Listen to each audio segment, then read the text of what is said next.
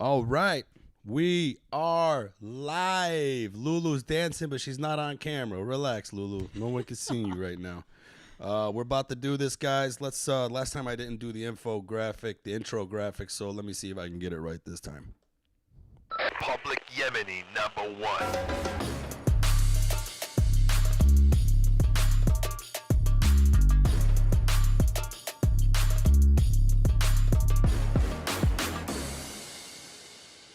Hey guys, just give me a second because I'm trying to keep this tradition because last time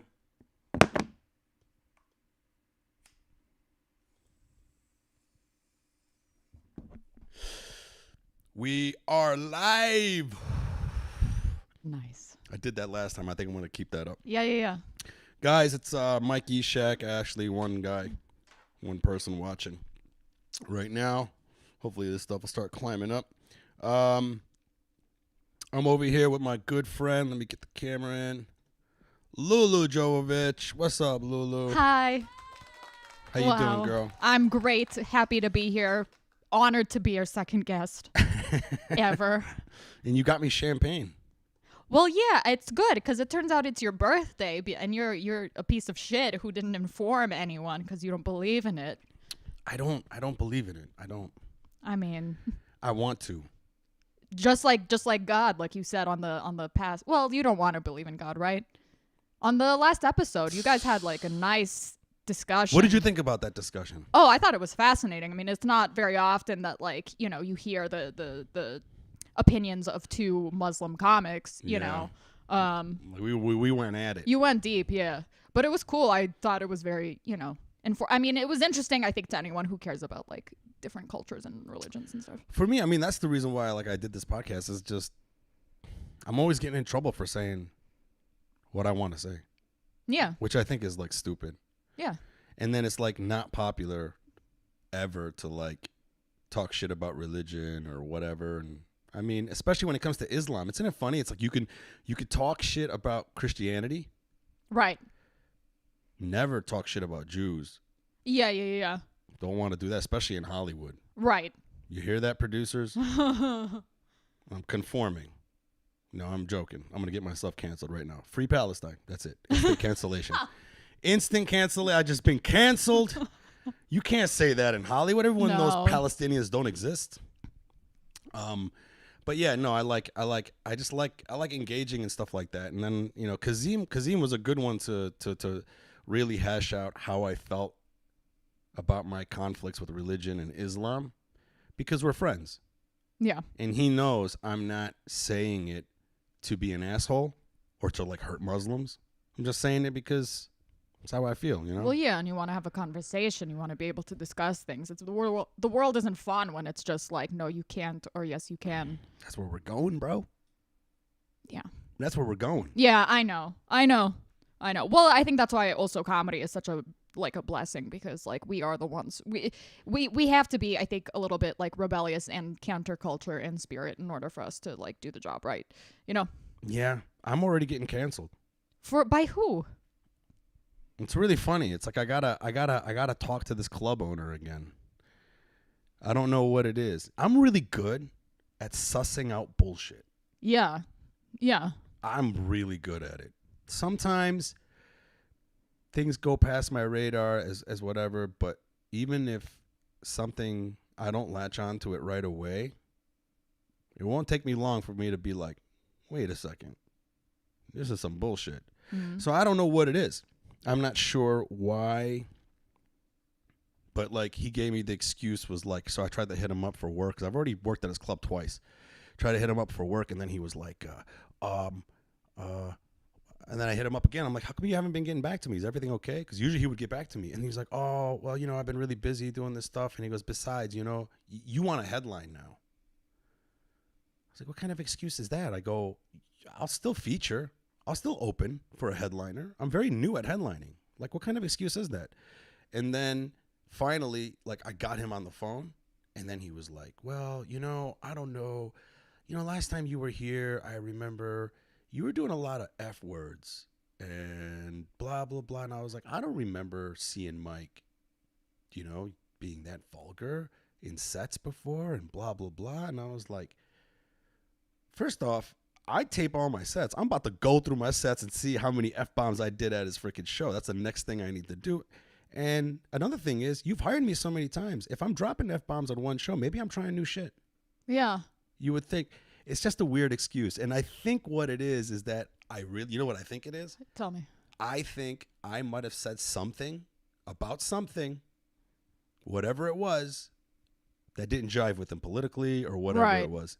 And then instead of him just telling me that, he's trying to give me this runaround. Yeah, yep. Yeah. That's what it sounds like. Because what kind of thing is that I'm not going to book a comedian because they curse too much? I mean, it's comedy. It's like no rules in talking. Like, and then he tried to say some shit about when you do your Yemeni jokes, you know, because this is like in Podunk, middle of nowhere. He goes, your Yemeni jokes, you know, sometimes, you know, you'll see the audience, they'll be crossing their arms and they're like, but they love it when you talk about being a Muslim eating bacon. And I'm like, so what are you trying to say? You want me to shuck and jive? Yeah. You want me to be an Uncle Tom? Yeah, Jesus Is what Christ. it is? Is that really what you're fucking saying? Oh my God. And last I remember, I have video of me making a fucking guy in that audience. He had a sweatsuit on, and it was all Confederate flag. Like the whole fucking shirt was a Confederate flag. His pants were like Confederate flags. He had a Confederate flag hat on. I had him laughing at my Trump jokes. Wow. Like even the headliner was like, dude, you turned that guy. That guy is like probably Muslim now. Yeah. So I don't know. Just that type of shit, Lulu. You know? I don't know. Yeah, I know. That's what confuses me in general about how so many like comics that are full of shit and so hacky, how they are able to like do the networky thing and play the game, because it's like our job is to see like the flaw in the reasoning. It is to see like when someone's bullshitting you. So that's why I'm like, how can so many of these people even be fake enough to reach things without, you know what I'm saying? Exactly. Yeah. Yeah. Like that's our job. Our job is to break down the bullshit. I don't know. I'm gonna watch the video. Yeah. I'm gonna call his fucking ass and be like, look, bro, what is it really? Yeah. You know? Yeah, maybe he's just straight up racist or something. I don't know. It could be that simple. Mm, No, but something must have changed I don't think so. if he was booking you and then not. I don't know. Yeah. And that's what I'm saying. That's what I think. I think that's where we're at right now. Like with comedy, like right now we're at that point where it's just like, yo, you better like say the right things. Right. Well, with this dude, let me know if you need help solving a situation, okay? Oh yeah, that's right. Because the two of us, we're a dangerous duo. I break hearts, you break necks, and that's how we can support each other moving forward. Is that how we're gonna support each other? I'm so fucking scared. Breaking dude. hearts and breaking necks. Yeah. So what you're gonna do is like you lure the guys in. Yes. With your looks. Yeah. You get them to the bar. Mm-hmm. We find out what the safe code is. Yeah. And then I come in there. Right. If this guy, if he doesn't book you, that's the plan. He got a big neck though. He's fat. Okay. It's hard. So it'll muffle the noise. That's a very good point. Wow, you are Russian.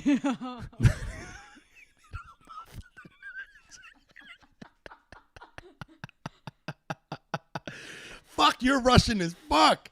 No, it's okay. It muffled the noise. I like to kill fat people. Fat people is the best. Nobody hear it. Especially when you shoot them, you don't even need to use silencer. Their fat is a silencer. You just have to shoot at the right angle. And then a pew.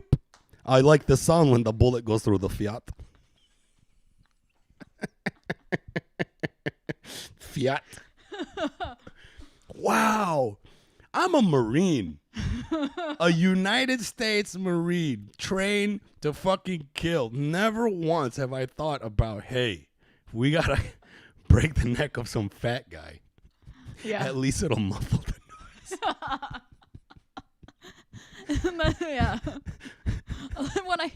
When I date dudes, they'll tell me like they'll be like, no, like everyone says like, oh, you're such a badass or whatever, but I know how sweet you are. You would never do anything. I'm like, fucking try me, bitch. Like, see what happens.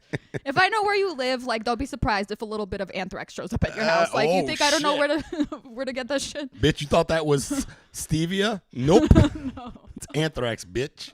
She took it back to fucking 2001. They got new shit now. You know that, right? No, I have no idea. Yeah, we watched Breaking Bad. We know what ricin is. Oh yeah. Yeah, you fucking with anthrax.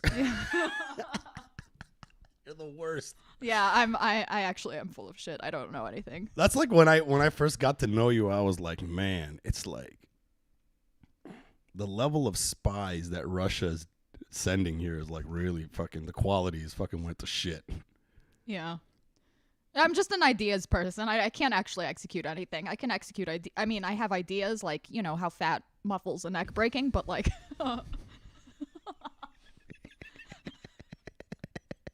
What would that sound like if we broke the neck of a fat guy? it would just be sound like, no, it would sound like if when your hip pops, You'd that's just all. be like, hey, get over here.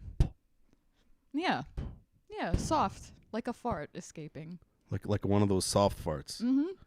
The ones that like if you're sitting on a certain type of surface, it like comes out, Yeah. but then it has a bubble and it rides up your leg and then it just silently leaves. You ever have those? Yeah.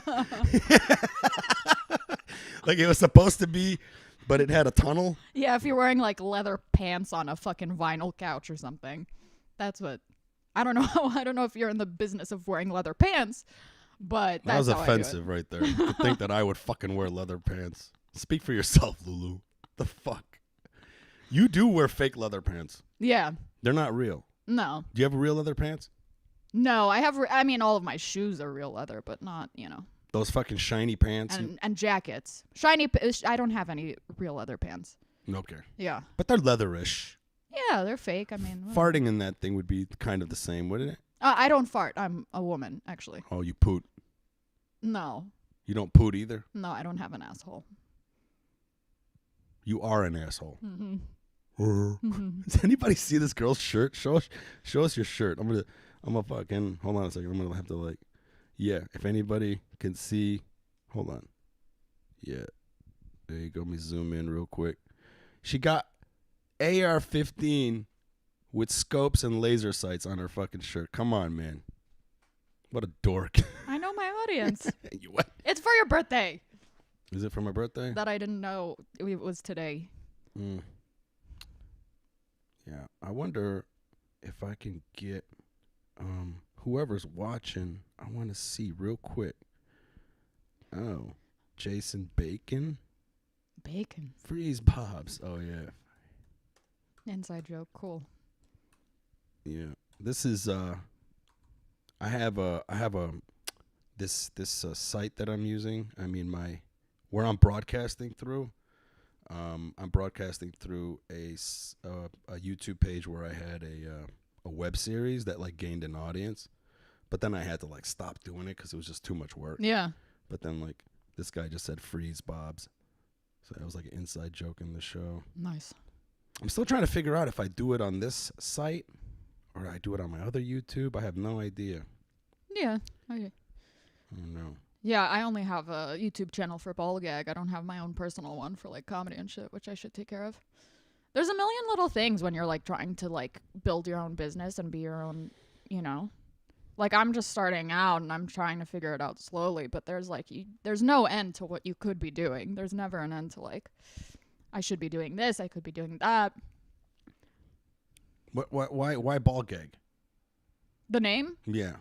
Well, it was with Ryan in the beginning, and we wanted something that was like shock value, funny, whatever. Ball gag kind of symbolizes like when you stifle someone, and then also just for the sake of shock value and like a sexual joke, whatever. Plus it was free. You know, we thought of other like, because we were thinking like, what is as good as Your Mom's House? Like Your Mom's House is such a good title for a podcast, so we were thinking like in that vein. So I think it just, I don't know, it works. It wasn't like a huge thought. There was like. Are you trying to show cleavage? What are you doing? Why are you opening up your shirt? No, I'm just. I don't know. I'm feeling self-conscious. So you open your shirt up? I'm just trying to make sure my collar is popping. It's so funny. You're talking about ball gags. You're like, yeah. I don't know. We just decided to call it that. I don't even know why. Well, I don't know. I just what? Have you ever used the ball gag? Yes, that's a fucking yes, guys. That's yes. I think one time, but it's so uncomfortable. Like it's not like that hot. Like, to me, it's not that hot. I don't like the feeling of like choking and shit. Like, I can get into some pretty freaky shit, but I'm not like, I don't want to actually like struggle to breathe, you know? This is some bullshit. This is what we're getting to the bottom of this shit. Okay. It took you a fucking second to admit that you did use a ball gag. I blocked out that part of my life. Well, let's unblock that part of your life, girl. It got pretty dark at certain points, let me tell you.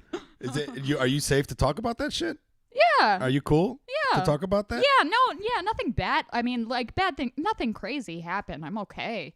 Yeah, I'm not saying I was, it's fine. It's good. Great. Can't you tell? No. Well, I mean, I don't know. Like, to me, like, I've never saw, I don't know, like a ball gag was never a thing for me, like in terms of like using it on a girl. I was never really into that type of stuff. But like, when you did it, was it something that you wanted to do, or was it something that a guy that you were with wanted to do? I really don't even know if.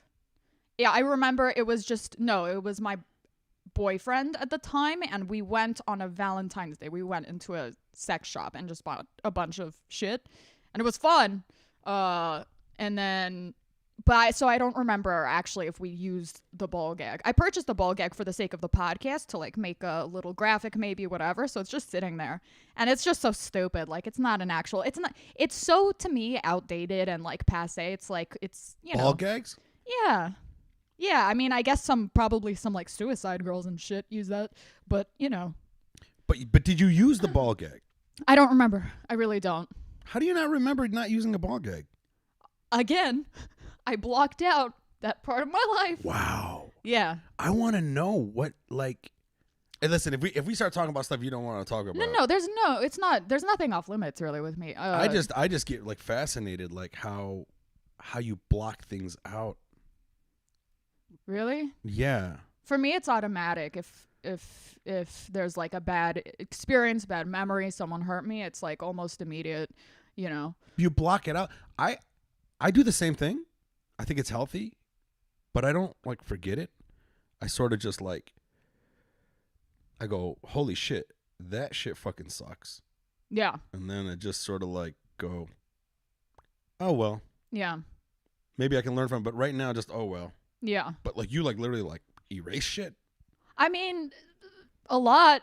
I've forgotten a lot. It was just a time I was with a boyfriend. The only time I was in love, and I lived with him and everything. And he was 35, I was 20, and he was an alcoholic, and I think he had borderline personality disorder also. So it was just like a very. And it was I was a kid really, and it was just very manipulative and right. Screaming at me. Very so a lot of things. It was him suggesting. Oh yeah. Right. Yeah. It wasn't like you were like ball gag. Yeah, I was, and where my part is I was trying to conform to what he wanted me to be. Yeah. You know what I mean? Because I was a lost girl. I didn't really have self-esteem at that point. Like I didn't really figure shit out on my own. Yeah. So I was like, okay, let me. This guy is. When he loves me super hard in a way that I don't have experience, with the loud, like, showing off, and I'm so, whatever. But then, of course, the lows were low and scary. Oh. I mean, he never hit me or anything, but... No, I know. But, I mean, even if it's not physical violence, the abuse that you can get from someone, who doesn't take your feelings into consideration is abuse enough. I mean, that's torture. Yeah. When you put your heart into someone, I get that. Yeah. The ball gag thing, though, is interesting to me. I've never actually spoke to a girl who did a ball gag and used it, and like I wanted to know what it was that was really interesting. I think I would think a lot of it derives from, and correct me if I'm wrong, men. There's something about men that's kind of sick. Like when it comes to sex, we don't want to hurt the girl. Yeah. But we want to hurt the girl. Yeah. No, I mean, and I think women have a huge, like, I enjoy being degraded in bed, like, for sure. Like, I think a lot of women do, and I think especially since, like... To varying degrees, obviously. Yeah. And I can't say for everyone. I mean, some women like being the dominatrix or whatever. But I think especially with like, you know, in recent years, because of how much feminism has advanced and how much women are able to be independent, like there's that also that part of us that wants to be like treated like a fucking dirty little slut. You know what I mean? Like it's just, I think kinks are just what is taboo. So in our society where it's like women are equal, women are this, like it's kind of, you know, it's like, oh, it adds like a taboo kind of interest thing. I think it's primal. I mean? Yeah.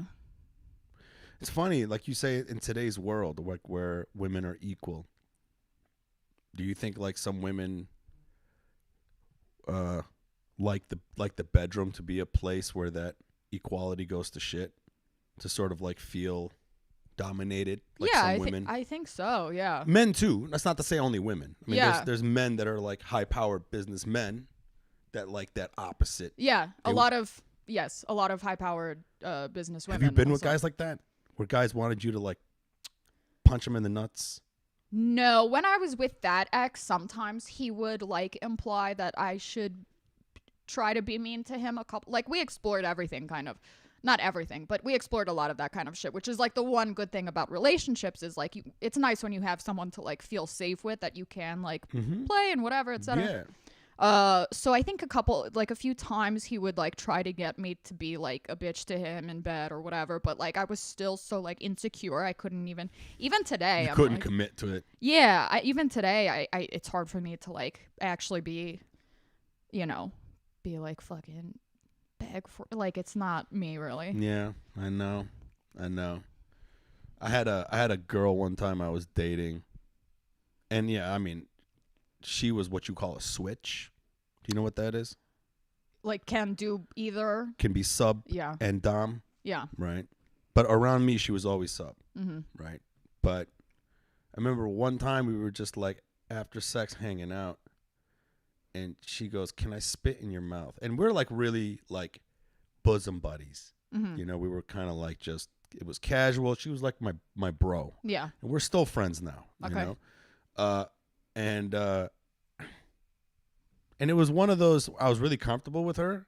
So like it didn't feel like if another girl wanted to do that, I'd be like, ugh, fuck no, are you crazy? Yeah. But with her, it was just like, fuck it. I don't see what that's like. And then she spit in my mouth, and I'm like, never fucking do that again. Ever fucking do that again. Like something, especially after something sex. inside of me something inside of me went, you betrayed us. Like, that's not you, bitch. It was really weird. It was like, yeah, no, that's not me at all. Ugh. Yeah. No You way. know immediately when something is like, not. I am dominant. I am not into that. Even though it was a safe thing, right? Right. You know what I'm saying? Yes. Just when it happened, Sure. that circuit breaker inside went off. Oh, yeah. We're not playing that game, bro. Yeah. Yeah, it's an immediate fucking gut reaction. For sure. To me, it's like when I was a kid, and I think a lot of guys would relate to this. There's something about a woman's orgasm that like turns men on, and not even like a woman's orgasm, just their moan, yelp. I mean, to a point where I used to play Mortal Kombat. Okay. Right, the video game. Yeah. And anytime you hit like Sonya Blade, she'd go, ah! Oh, cool. And I'm like fucking 19, 20 in the Marines, and every time, man, I would just be like, I gotta go jerk off. Wow. And then I talked to other guys too, and they'd be like, yeah. Wow. And then one time I would just like I would have the two players, I would like choose another player where there's nobody playing, and then it would just be like me, Sonya and Sonya. And then I would put it on like God mode, so none of them can get. So I just keep hitting her. She'd be like,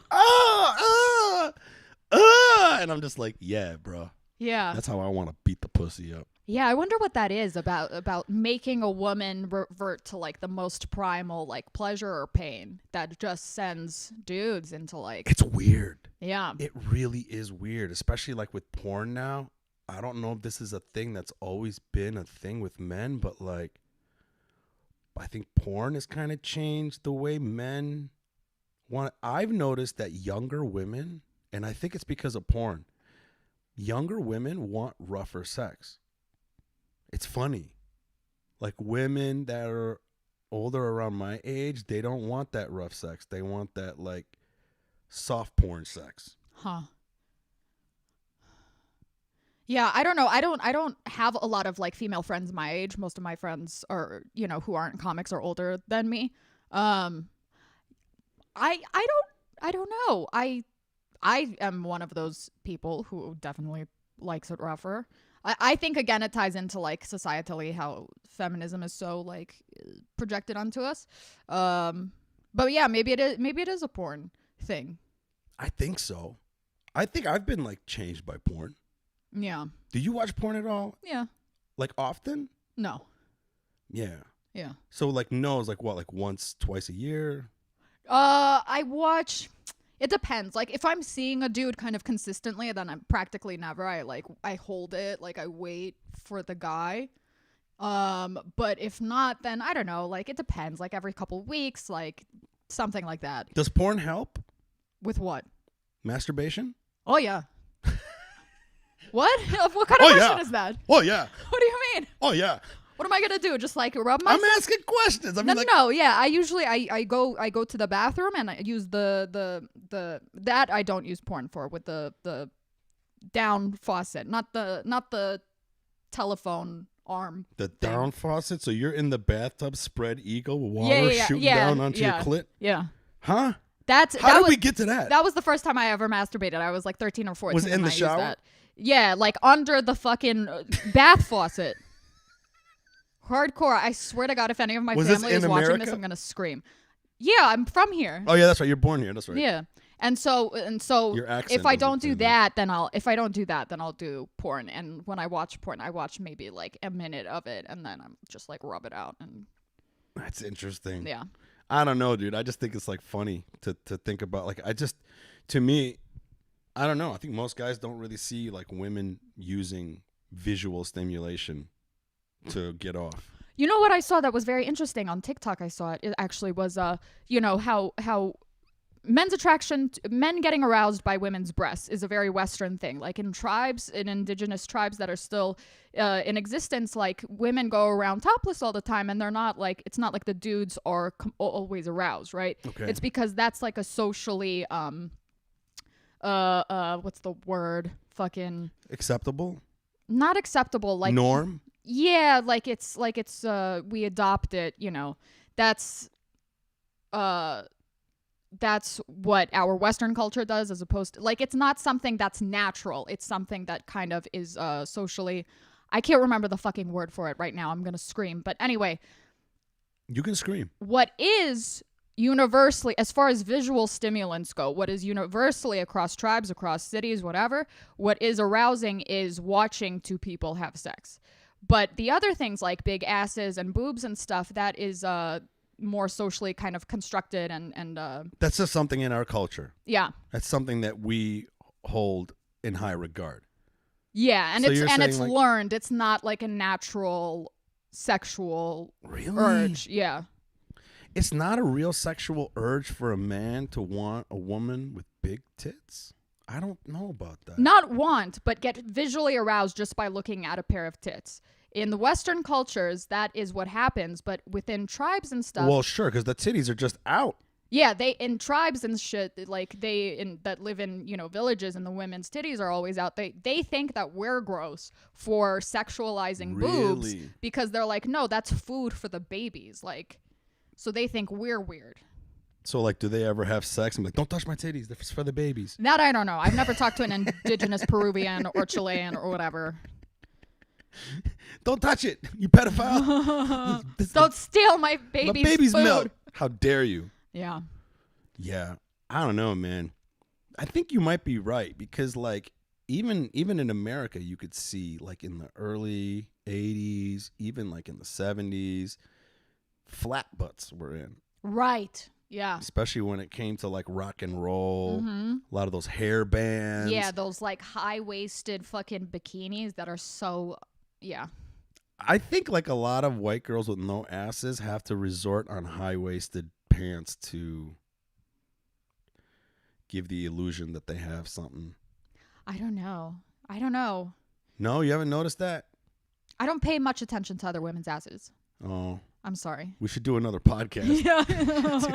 We should just go on the street. Be like, see what I'm talking about? Look, Yeah, Exhibit yeah. A. No, I feel bad for women who have no ass. I've actually been trying to gain weight the past couple of weeks because I lost too much. And when I have like 5-10 extra pounds on me, it all goes to my ass. Like it gets thick. How nice is that? It's great.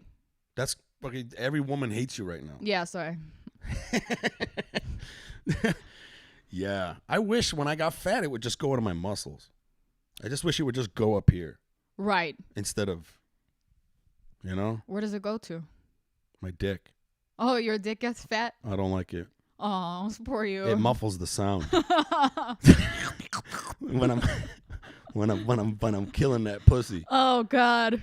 The girl just is like, her orgasm is just muffled. I don't know why. Maybe it's Yeah. 'cause it's fat. No, it just goes to my stomach or my love handles.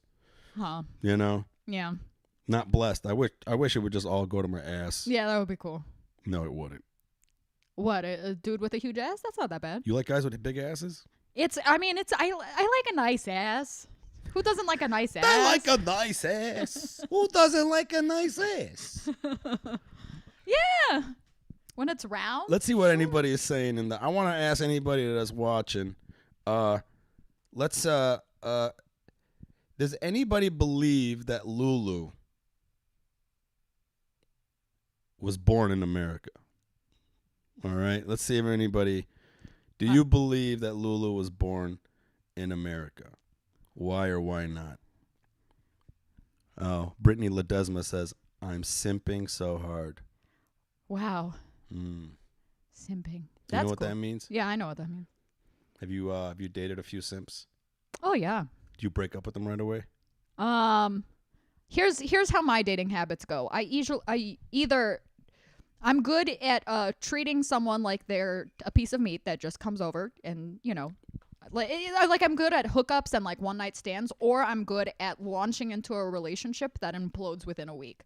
Those are my dating habits. So usually the simps fall into that latter category. And then I leave, you know. So yeah. It's weird. It's weird when I'm used to dudes getting unhealthily obsessed. And Really? Yeah. I haven't dated too many healthy people. Me neither. Fucking, well, yeah, me neither. We're comics. I mean, we're fucked. Seemingly healthy. Yeah. I'll get girls that come off the jump like, yo, she got all these good qualities. And then you find out, it was a ruse. It's all bullshit. Yeah. Well, everyone's on their best behavior for the first few months. Jason Bacon says she looks like special ops spy. Exactly. I know. To me, it's like, when I met Lulu one time, I was like, so where were you born? She was like, I was born in L.A. I was born in L.A. Like, what the fuck? No one's gonna believe you, Russian spy. You know what happened? They had to send her out on duty real quick, and she didn't get a chance to go to accent school yet. That's oh my what it God. is. I'm so sorry. I'm about to pee in my pants. You gotta use the bathroom? It's getting a little hot. Everyone's onto my ruse. Fucking bye. Are you hot though? You want me to turn on the AC? No. I really am about to. Sorry. No, you're good. You're good. All right. Well, this is my biggest nightmare, is doing a podcast all by myself. That's why I like to have guests. To be honest, I was really hoping that one day I could actually do this by myself, and now here I am.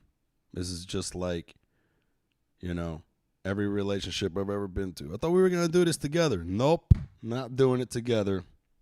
You're doing someone else behind my back. But I'm really thinking about where I'm going to actually be posting this stuff. And right now I'm trying it on this page. I have another YouTube page that I might be doing it on, trying to figure that out. But I will be posting these up on iTunes and Spotify and Stitcher and all those other podcast directories. I'm trying to get about 5 or 6 of these in the in the bank, and then release all 5 of them on the regular podcasts, so you guys can just listen to them instead of have to watch them. And apparently, I guess from what I heard is like you got to like release like 5 at the same time, and then hopefully it'll push me up on the list. All 2 of you people heard me.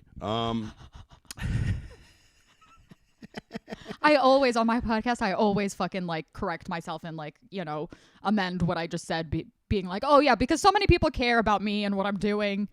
That's why I have a podcast, because I know how many fans I have that want to hear what's on my mind. To me, I'm just finding this as an opportunity to just hang out with my cool-ass comic friends.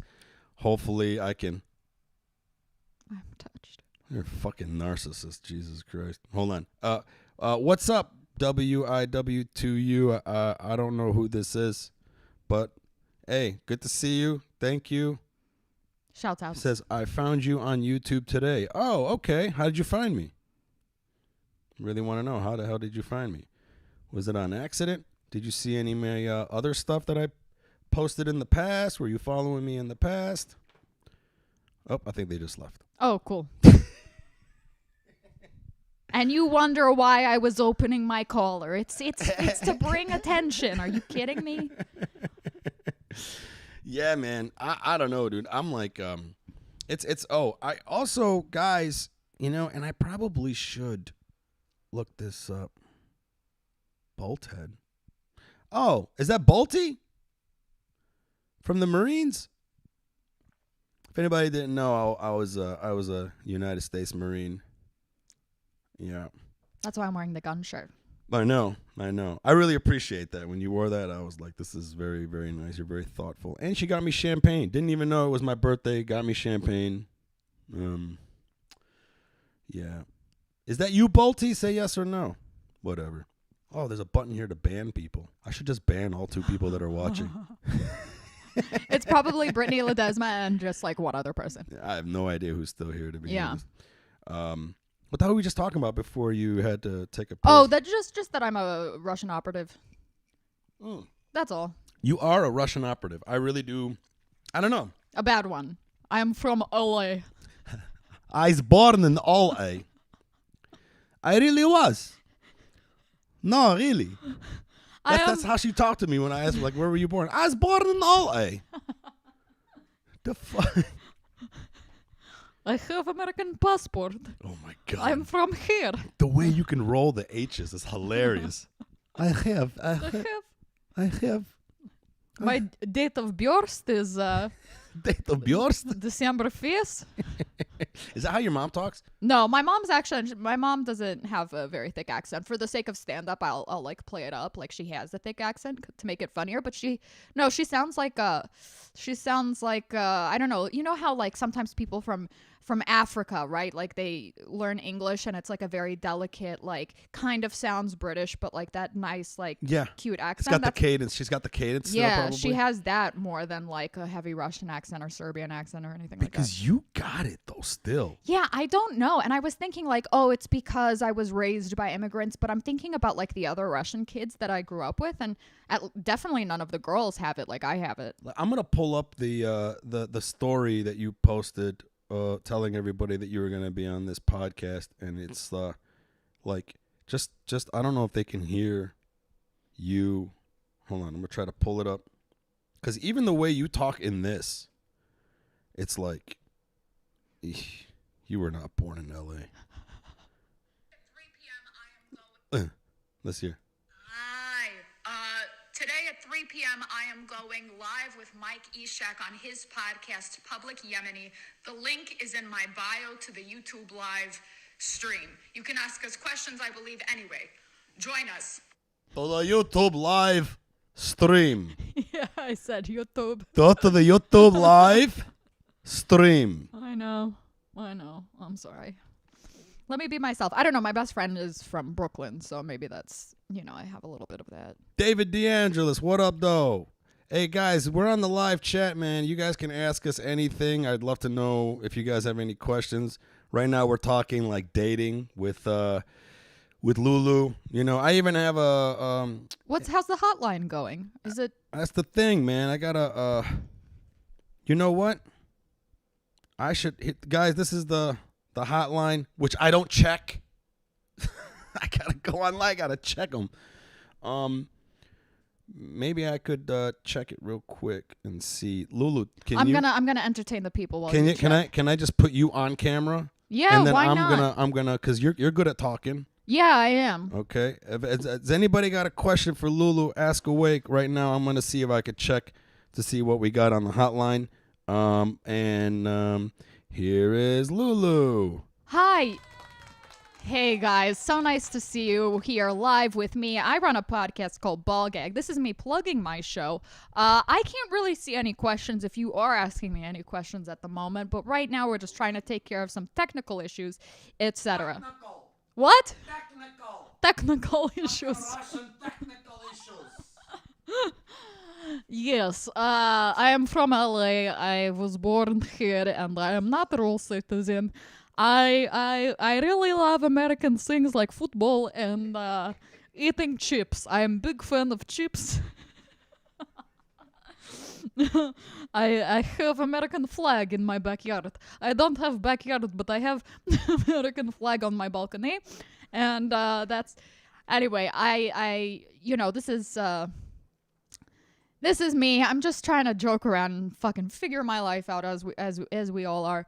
I wish Mike Eshaq had told me that it was his birthday today. This happens to me all the time. Men don't tell me their birthdays and then they get upset when I don't know. Well, Mike didn't get upset that I don't know. He actually doesn't care about his birthday. But some people are very sensitive about that kind of stuff.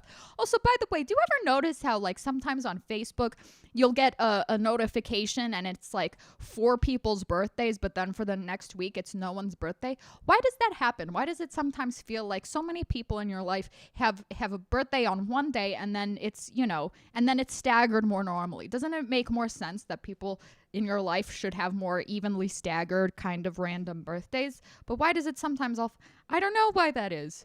And I understand the impulse to look into that because, there was one guy I dated whose birthday is the same birthday as my mom's, and he actually had an extremely big influence on my life. You know what I mean? So I just wonder, but that's the shit where you start thinking about like horoscopes, religion. Like we're all just trying to make meaning of random bullshit that happens in life. We're all trying to figure out a pattern.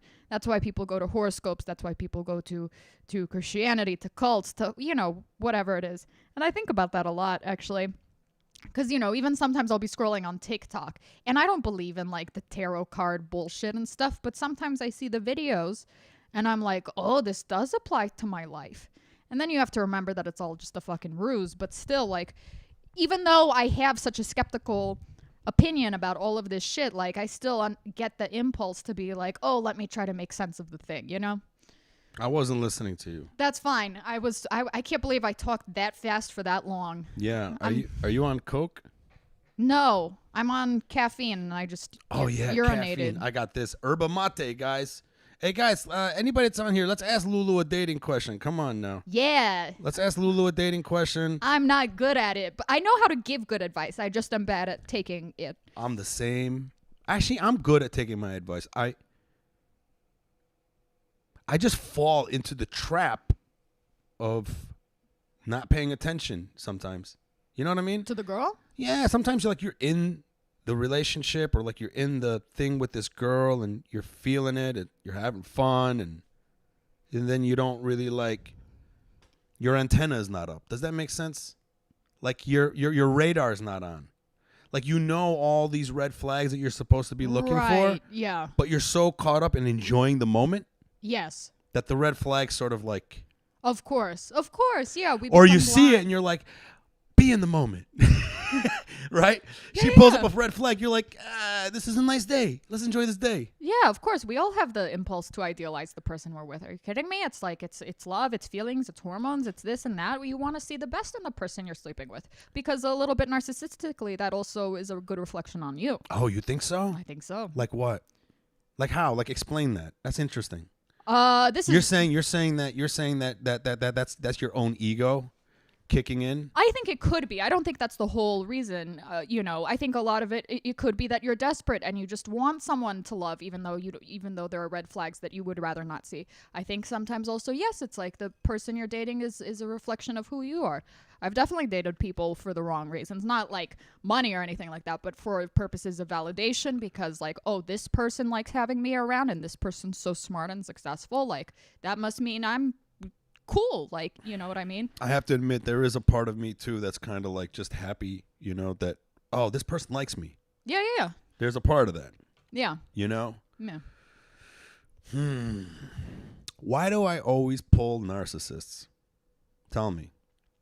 I think men more than women, definitely men are more visual creatures and women are more cerebral. I first heard that in Whitney Cummings' special, and then I started like looking into it and paying attention to it more, right? So like It's true. men, they like that's why you so rarely see a woman who's a woman who's less attractive than the boyfriend in straight relationships, right? It's usually the girl is hotter. It's also why I think in gay relationships, like gay men are way more pretty and put together and like nice looking and stuff, Because they're visual. Yes, and lesbians dress more for efficiency and stuff, That's funny. So I think maybe why you're so attracted to narcissists is because you like the pretty girl who's like, well, who's hot, who's this, who's that. And then it just takes a second until you realize like, she cares about it too much also. I mean, I can handle narcissistic. Everyone has a little bit of it. Everyone has it. Some days I notice it flexes more than others where Yeah. I'm like, come on, bro. Yeah. Do I really got to be focused on myself that much today? Yeah. But nah, man, the last two girlfriends are copycats of each other. Really? Well, one was black and the other ones, but I'm talking about like personality wise, like they had the same ticks. And I don't know if it's a red flag, but one of it is they both loved like muscles. Right. And they would always talk about how they liked that. Uh-huh. Like for a guy, getting complimented on your looks, it's nice. Sure. Right? Yeah. And at the same time, I'm one of those guys, if you compliment my looks, it's like, okay, great, but it doesn't really matter that much to me. Yeah.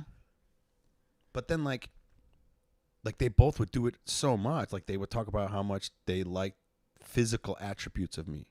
Like they liked how they felt when I held them, or I love your arms, you're so strong, and you're good looking, and oh, you're this and that. And then it was a lot of it, like after a while, you're like, so everything you like is just Shallow, yeah. shallow? Hmm.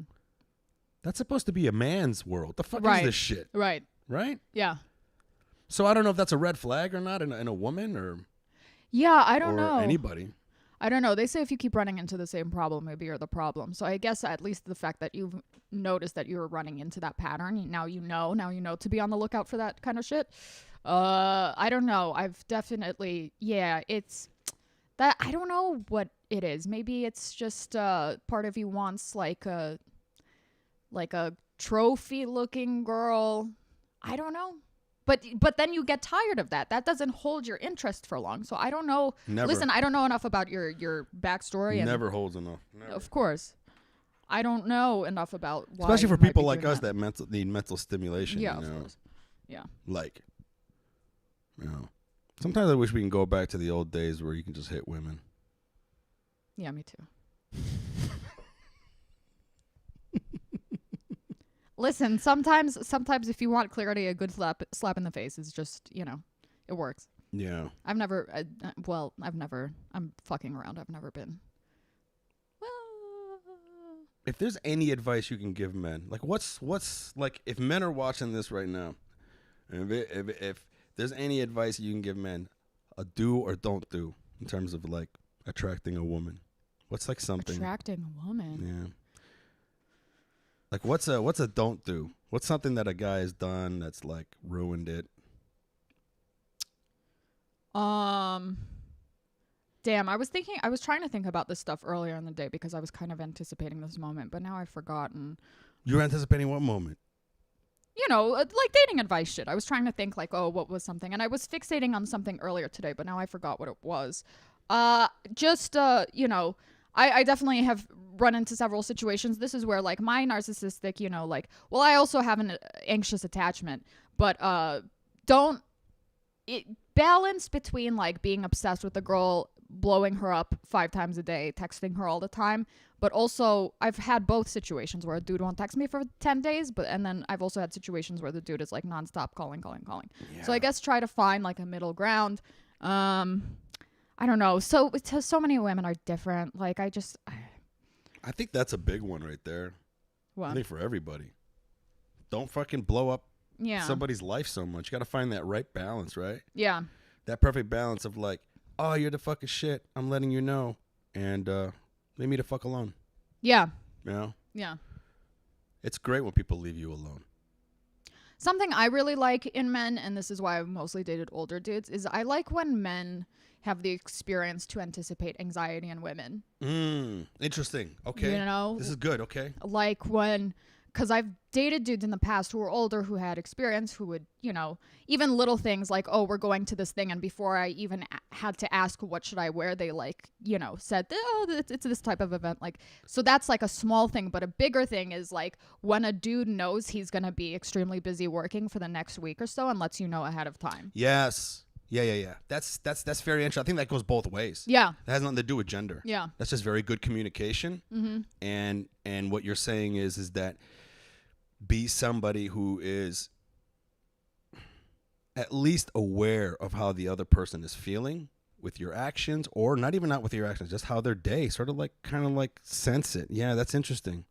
Yeah, older men would get that more than younger guys. Yeah. You know, I know as I got older, I became that. You know how I found out? This is crazy. My mom was in the hospital. Right. I was younger. And my mom was in the hospital, and it was kind of scary. Right.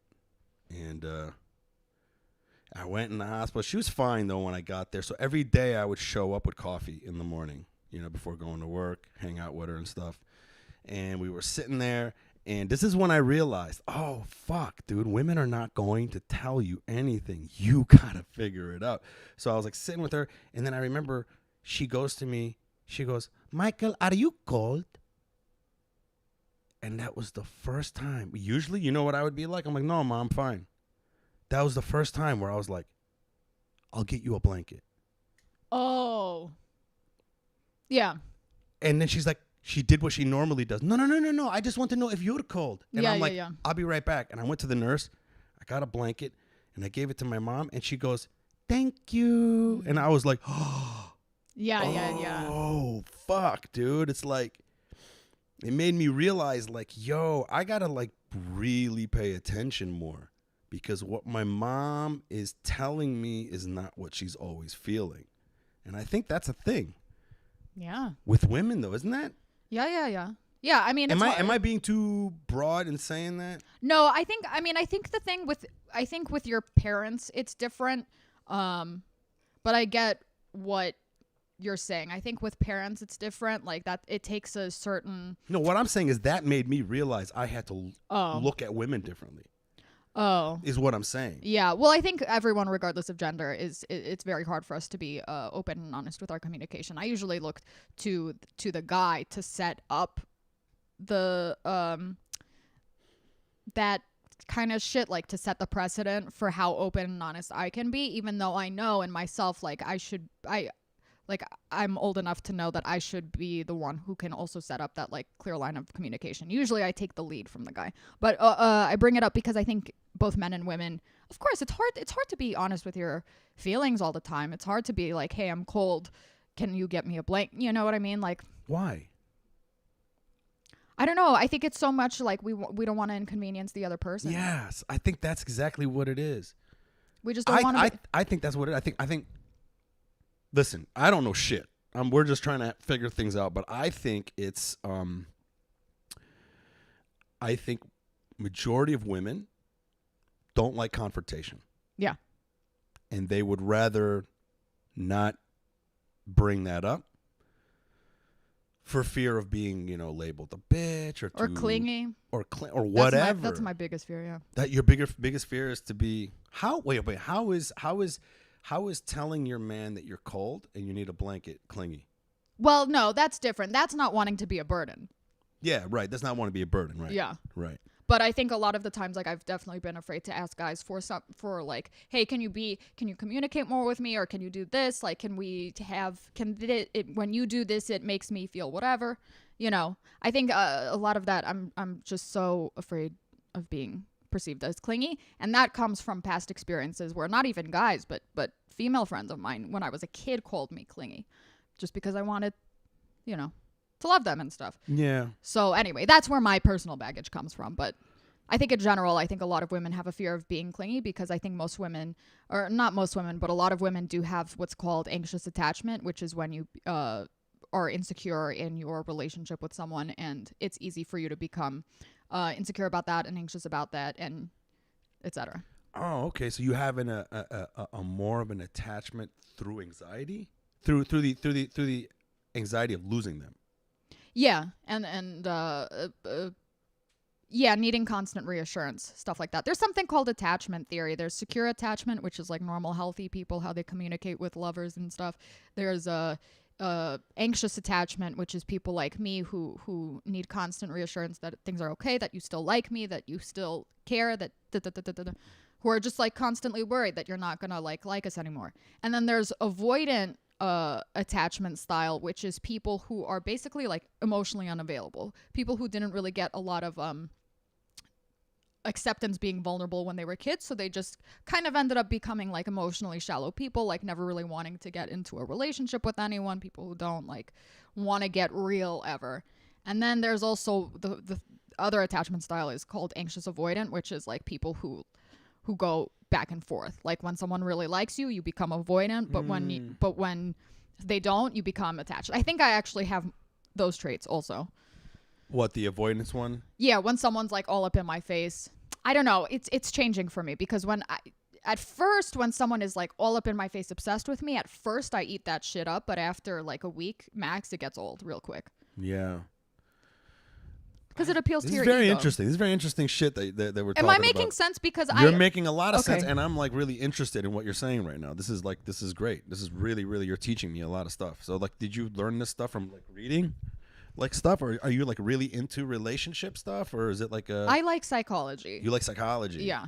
So did you go to college for psychology? No, I did communications. I didn't really start getting interested in psychology until a couple years ago. And it's not like I sit and read psychology books. I just kind of like make my own analyses of, you know, I mean, we're observers of human behavior by our trade, you know? So that I think I think a lot of comics have interest in. No, I love psychology too, but I don't like it like that. I mean, you're very technical with it. Like you really like know specific things, which is very interesting.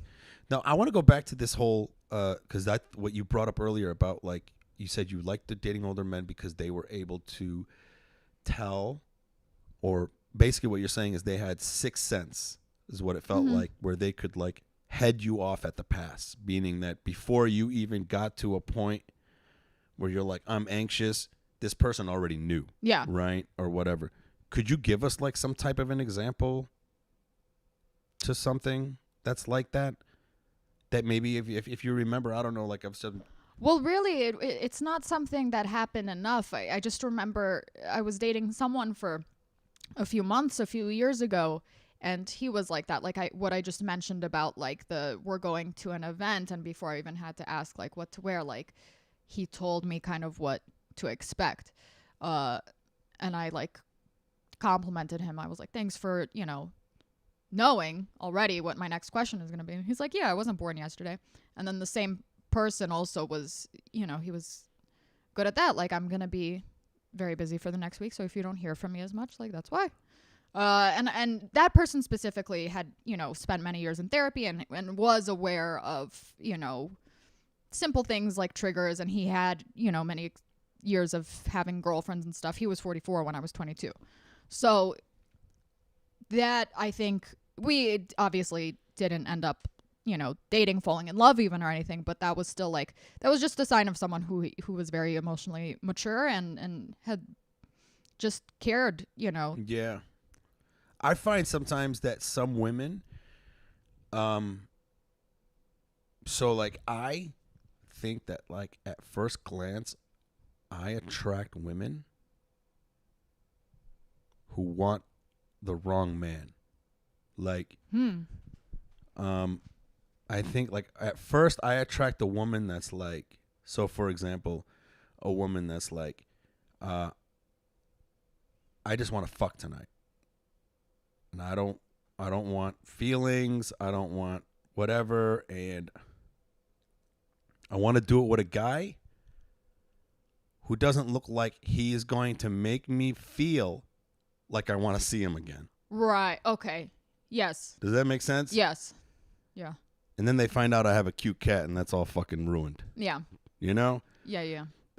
But then, like, it's funny. It's like sometimes, and like I could tell, like these girls are damaged, right? The ones that are like, we'll date for a little bit, and then they start noticing that I have good communication skills, and then I'm like paying attention to how they're feeling, and like, and I'm not somebody's like, whatever, Yeah. just whatever. But then all of a sudden they're just like, oh, this is too much. I'm out of here. You know? Yeah. Well, yeah, that's because of your packaging, how you present. There's no truth in packaging. What we were talking about earlier. Yeah. Yeah. Yeah. I mean, it's what it is. It's. That's interesting. Yeah. See, but this is where we have a disconnect because this is where it's just so interesting between men and women, right? Because like for me, all of the types of dudes have been trying to penetrate me since I was 12 years old. You know what I mean? What? Yeah. 12? Well, yeah. I mean, since I started growing an ass, which was, yes, basically 12.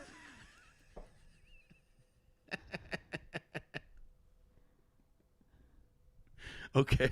Yeah. Okay. But for men, well, no, it's like what they say, like men have sex with who they can have sex with. Women have sex with who they want to have sex with. So it's just, this is just your example of what you're going through. It's just like from a outside perspective. I mean, from like objectively, it's just interesting to observe how like that's something I can't even relate to really. Like the types of men, it's me. It's like the types of men I choose.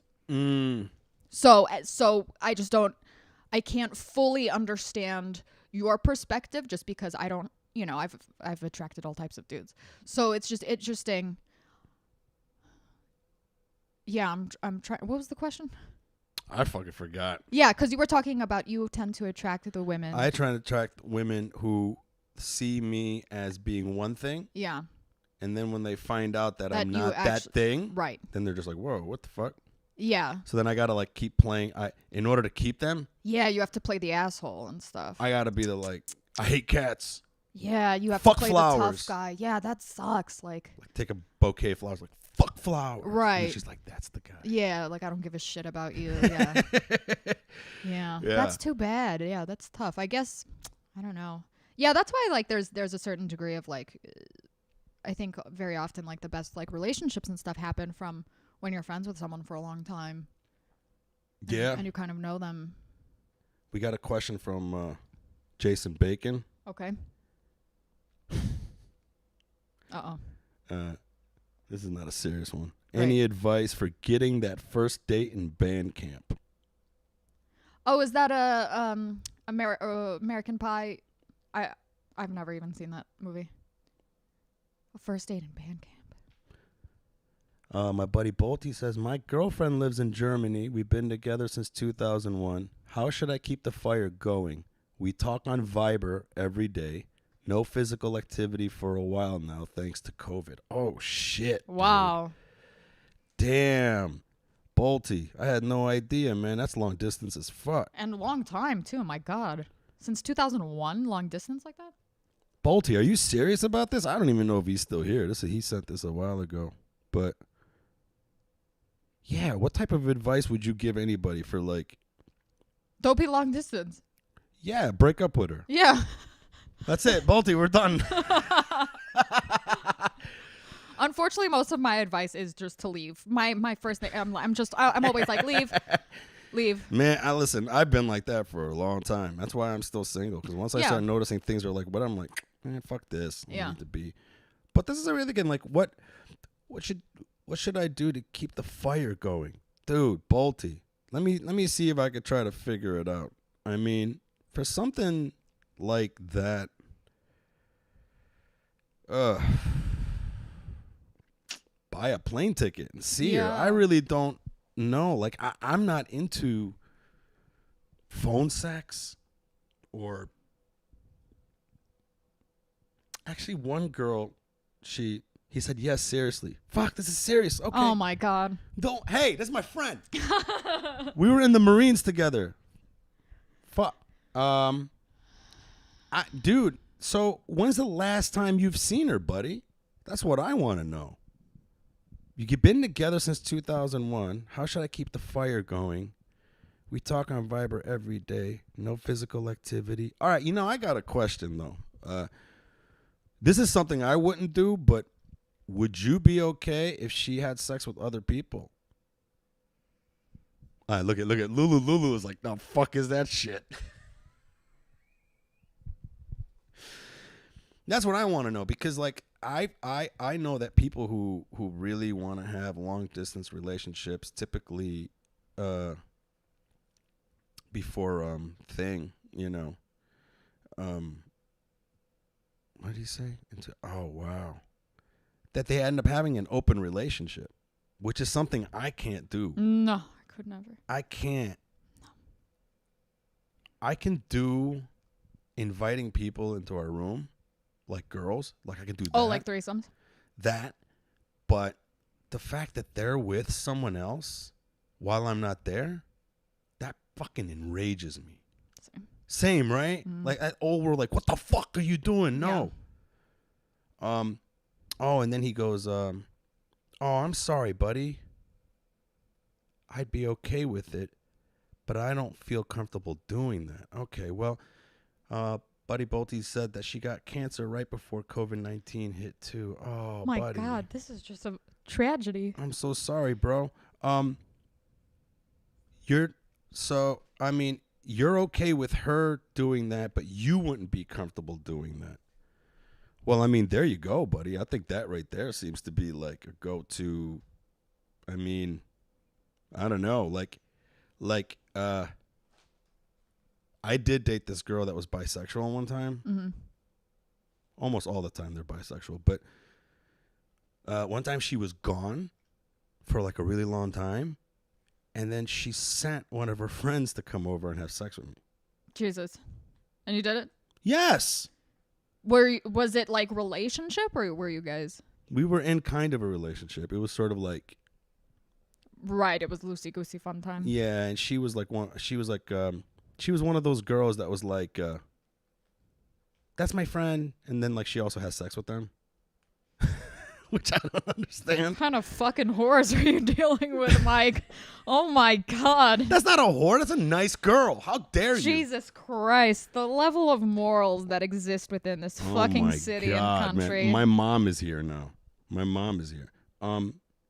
Yeah, I don't know, Bolte. Like, to me, I found that really hot. Like that she would do that for me, That was like, to me, that was hot, Bolte. Like, to me, it was just like, that's not something I would do, but the fact that she thought about me in that way and then like made that happen for me, it was pretty hot, I mean, you could try that.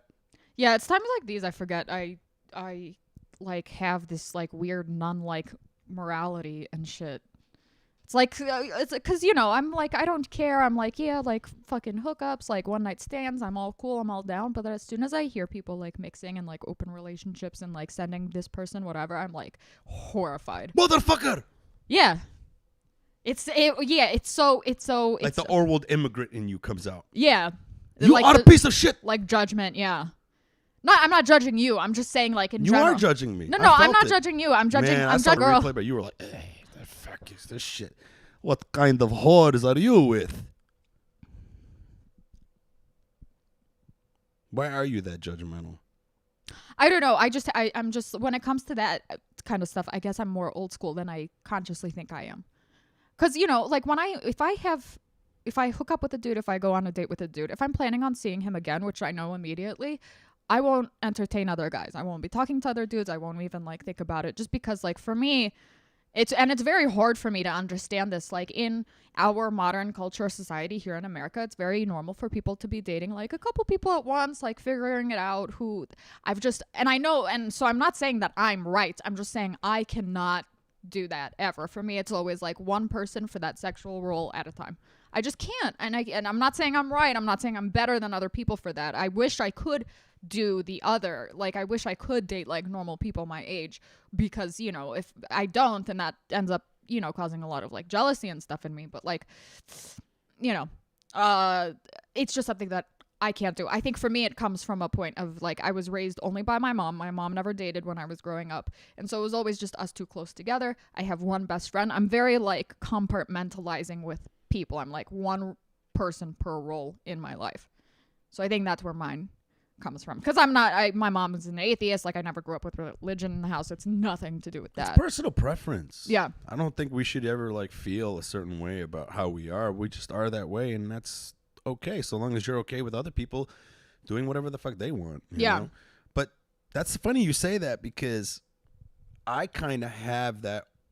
I had that old world mentality in me when I was younger, and I had to breed it out of myself.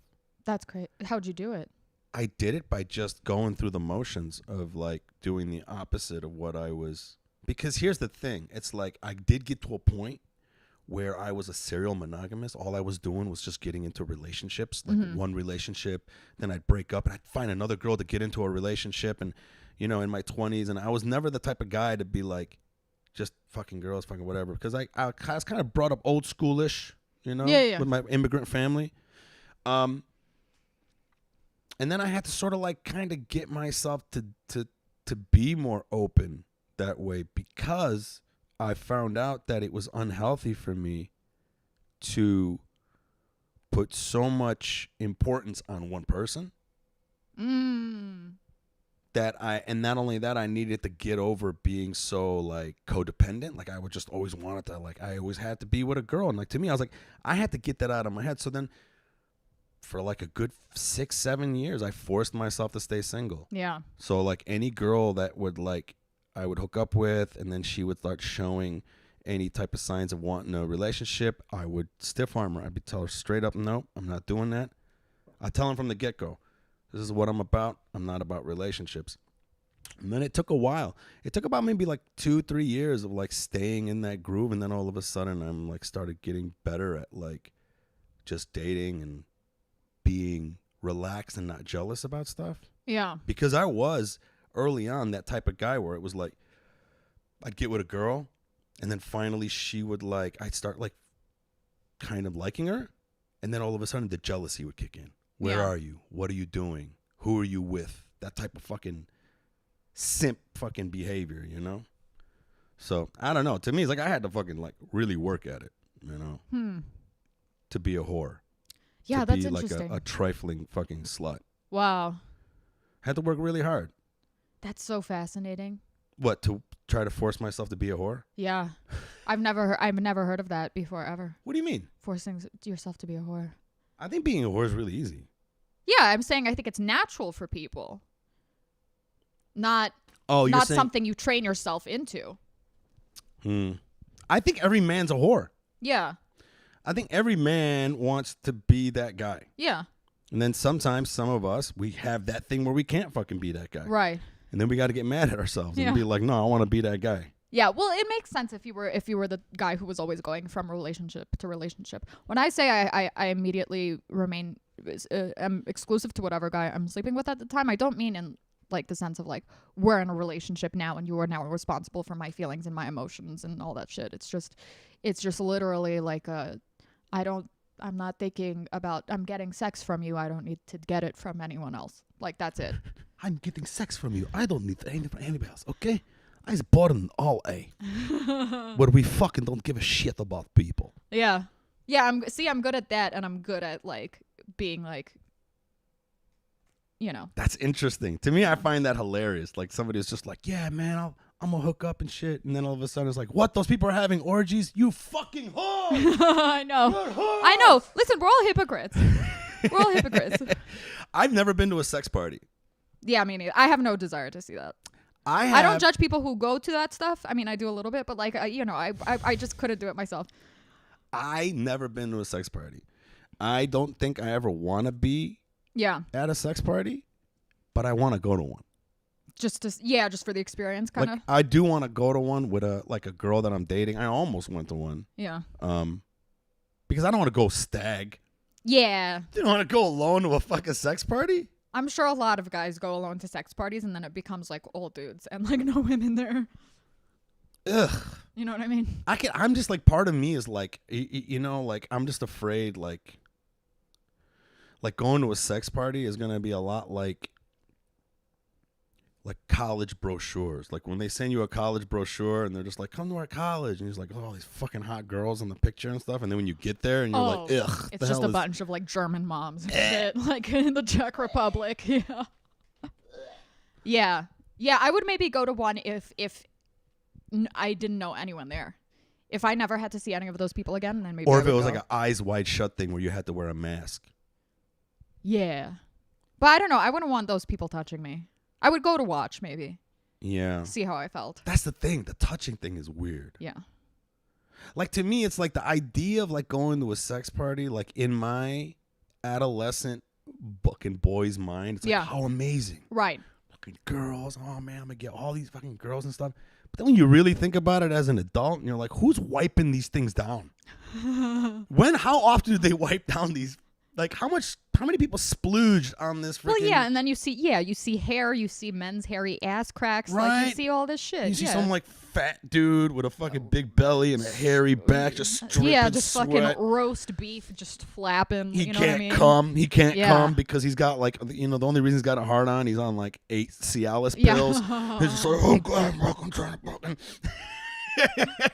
dripping sweat on the girl that he's having sex with. Right.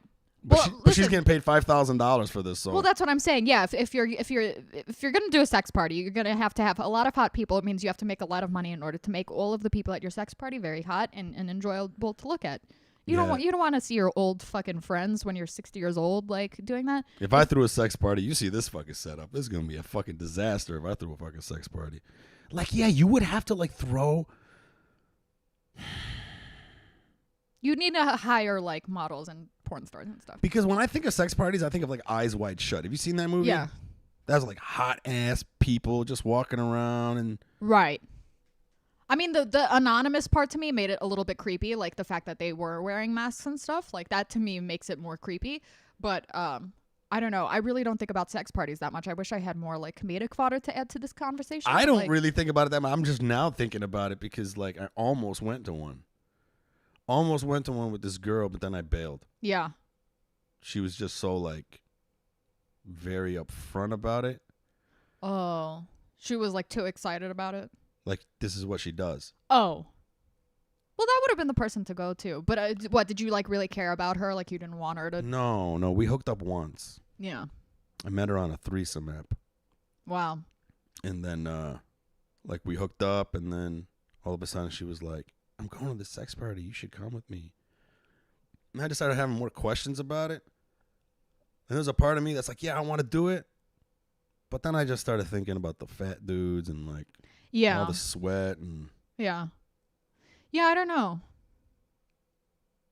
You know what I noticed? Okay, on Friday, a lesbian hit on me for like maybe the second or third time in my life, and I was so excited about it, right? But I'm like, I've had this sometimes with lesbians when I've met them, right? There's some type of sexual like tension. yeah. But the thought of me actually touching a woman's body makes me want to vomit. Like, Okay. because I'm straight, like I'm not, You're 100% straight. Yeah. But it's weird when you have like a weird moment of chemistry with like someone of the same sex with you, but you don't. Like, I don't know what that is. It's being a girl. I think every girl's bisexual to some degree or another. I have friends who would argue everyone is bisexual. Everyone is a little bit gay, Well, yeah, I think so too. Yeah. I don't know about little bit gay. I mean, like A little bit bisexual. I mean, whatever. well, I guess I don't ever want to be with a man. I cannot. That's another reason I didn't want to go to a sex party. I cannot get an erection if there's a guy within a 5-block radius around me. I just don't Right. like dudes. Right. When you have another dude in the fucking room, it's like, Yeah. out of here, man. Yeah, I feel weird getting horny around women. Yeah. But at the same time, I could still acknowledge when a guy's really sexy. Well, yeah, that's just You having know? eyes. I Yeah. mean, of course. Yeah, of course, like when a girl with like huge tits and ass walks down the street, of course, like everyone notices. And you know? can tell that's beautiful. You can just Yeah. know. Right. But I think women, to some degree, are a little bit more, there's more, I don't know, there's more fluidity there than guys. Right? So like when you said like that lesbian girl was like hitting on you and then there was this little moment, was there ever a moment where you were like, No, there's never a moment of like I would do it. really? Yeah, I don't want to. There's just like a moment of like this like tension or chemistry or something, but like I can't touch a woman in that, like I can't. Yeah. Yeah. I love dick so much. It's my favorite thing. You hear it, guys? Let's get to the The questions. bigger the better. Nobody got questions. I've been blessed with a lot of huge cocks in my life. Oh. And it's just, I'm so happy about it. So you're very bad at choosing the guys that are good for you, but you can tell that guy's got a hog. I think I've been very blessed with it. And What's the radar? What is it? What's the tell? I don't know what it is. I don't know if it's like something in the walk or what it is because I've hooked up with dudes with like shorter than me, smaller hands, smaller feet than me, and then pulled out a fucking baby's arm. So I don't know. It has nothing to do with like I don't know. I think it's maybe something like, yeah, it doesn't have to do with shoulder broadness. I don't know what it is. I think probably something in the way they carry themselves, their confidence. That's what I heard. I heard it like a lot of it's the way a person carries themselves, where a guy would carry Yeah. themselves. Yeah, maybe something about the way they walk, like they have Interesting. something slanging down, you know, Something what? slanging down there. Slanging? Yeah. Slanging the thing. There's something slanging Dude. down there. When you said that, it's like you could tell, like the way he's walking, like you could tell something's like fucking up his equilibrium. Is that what it is? Like, hey man, he can't seem to like walk Yeah. straight. I don't know. And I'm totally joking. I mean, obviously when it's like not erect, then like it doesn't matter. as much. Then there's growers and showers. Yeah, most of mine have been growers. Growers or showers? I think growers. Do you know the difference? Yeah. Okay, what's the difference? The difference is like unerect, it fucking hangs. That's a shower. And then a grower is when it becomes erect, it turns into a fucking, Right. statue. Yeah, like a shower is somebody who's like his dick is already pretty much at all times 70%, Full, yeah. The Close to full size. length. Yeah. and then it just only is like 30% of the size, and then like a grower could have like a But don't little pee, and then all of a sudden it's like. But don't they all kind of like shrink if you're cold or whatever? Like, don't they all hide a little bit? Yeah, Except for the ones who I are real. don't know because I don't look at that many fucking dicks. You know what I Oh. mean? I'm not that like Right. I'm not a meat gazer. You know, it's like I haven't collected enough data Yeah. to be like, Yeah. hey Paulie, Yeah. it's cold out. Let me see. What is it? Let's measure it. Yeah. But mine does. Shit. Sure, shrink in Oh the cold. fuck yeah, Yeah. dude. Yeah. Fuck yeah. Yeah. Sometimes it'll disappear. Sometimes it'll turn into a black hole and become a vagina. And so my dick is just like, nah, we're from the desert. Fuck this shit. Like, get me inside. Fuck this. I'm gonna go hang out with your fucking intestines. I had to explain to someone recently because I hosted an open mic a few weeks ago, and this kid almost whipped out his dick on stage because he didn't, he's a kid. He didn't know what else to fucking do. I don't know. It was stupid. But so he was like kind of like rubbing his dick a little bit, like to make it to give it some life. And I had to explain to another girl actually what he was doing. She was like, "Why is he rubbing it like that?" I was like, "Because he wants to like liven it up. He a wants little to bit wake so it up. So it doesn't look Look like small. Yeah. Yeah. Yeah. I did that in Cancun when I was a kid and picked up an Asian girl. Nice. Nice. But I had to, like my friend. You have a pretty like you fuck every race. Is it like evenly spread, or do you stick more to like Arabs, or do you have like? I don't like black people. Oh yeah. No, I'm just joking. No, I know you fuck a lot of black girls. No, yeah, I love black women. Black women love me. I don't know. You know, I really like white chicks. There's something about white girls. I don't know what it is. I'm open to everything though, you know, for the most part. But the majority, it's either white girls or Hispanic girls or even Arab girls, like especially like fair-skinned Arab girls, like Lebanese, Syrian, like Lebanese and Syrian women are beautiful because they're just like, you know, they got like the dark skin, and some of them have dark skin with green eyes. Yeah, and it's yeah, just yeah, so yeah. exotic, Yeah. so beautiful. Yeah, but even when it comes to like Arab chicks, I grew up in a neighborhood in Detroit with a lot of Arab people, so we kind of grew up in like a little Middle East. And at the time that I grew up, man, the immigrants were very new to Detroit, so they had a real lockdown on the women. Meaning the women were Yeah, really yeah, like anytime I wanted to hook up with an Arab girl, I would have to like always look over my shoulder because her brother could be fucking jumping out to beat the shit out of me at any fucking second. Yeah. You know? So at a very, very young age, I kind of just always associated white girls as being more free, Oh, interesting. more fun. I can go out with them. Like Arab girls, when I grew up, it wasn't like that. And not only that, at the time when I was growing up, a lot of white girls from surrounding cities loved to come and try to pick up Arab guys because we were like a very new thing. Yeah, you know? So we would always get white girls come in. So I just felt more comfortable dating white girls because they seem to be the green light. Okay. You know what I mean? Yeah. Like, it's easy to date a white girl. Right. Like, how about this? Let me give you this story about one time I had to go to prom with my prom. My dad is so fucking ridiculous strict. Like super strict. My dad is so strict I joined the Marine Corps to get away from him. Wow. That's the reason why I joined the Marines, to get away from this motherfucker.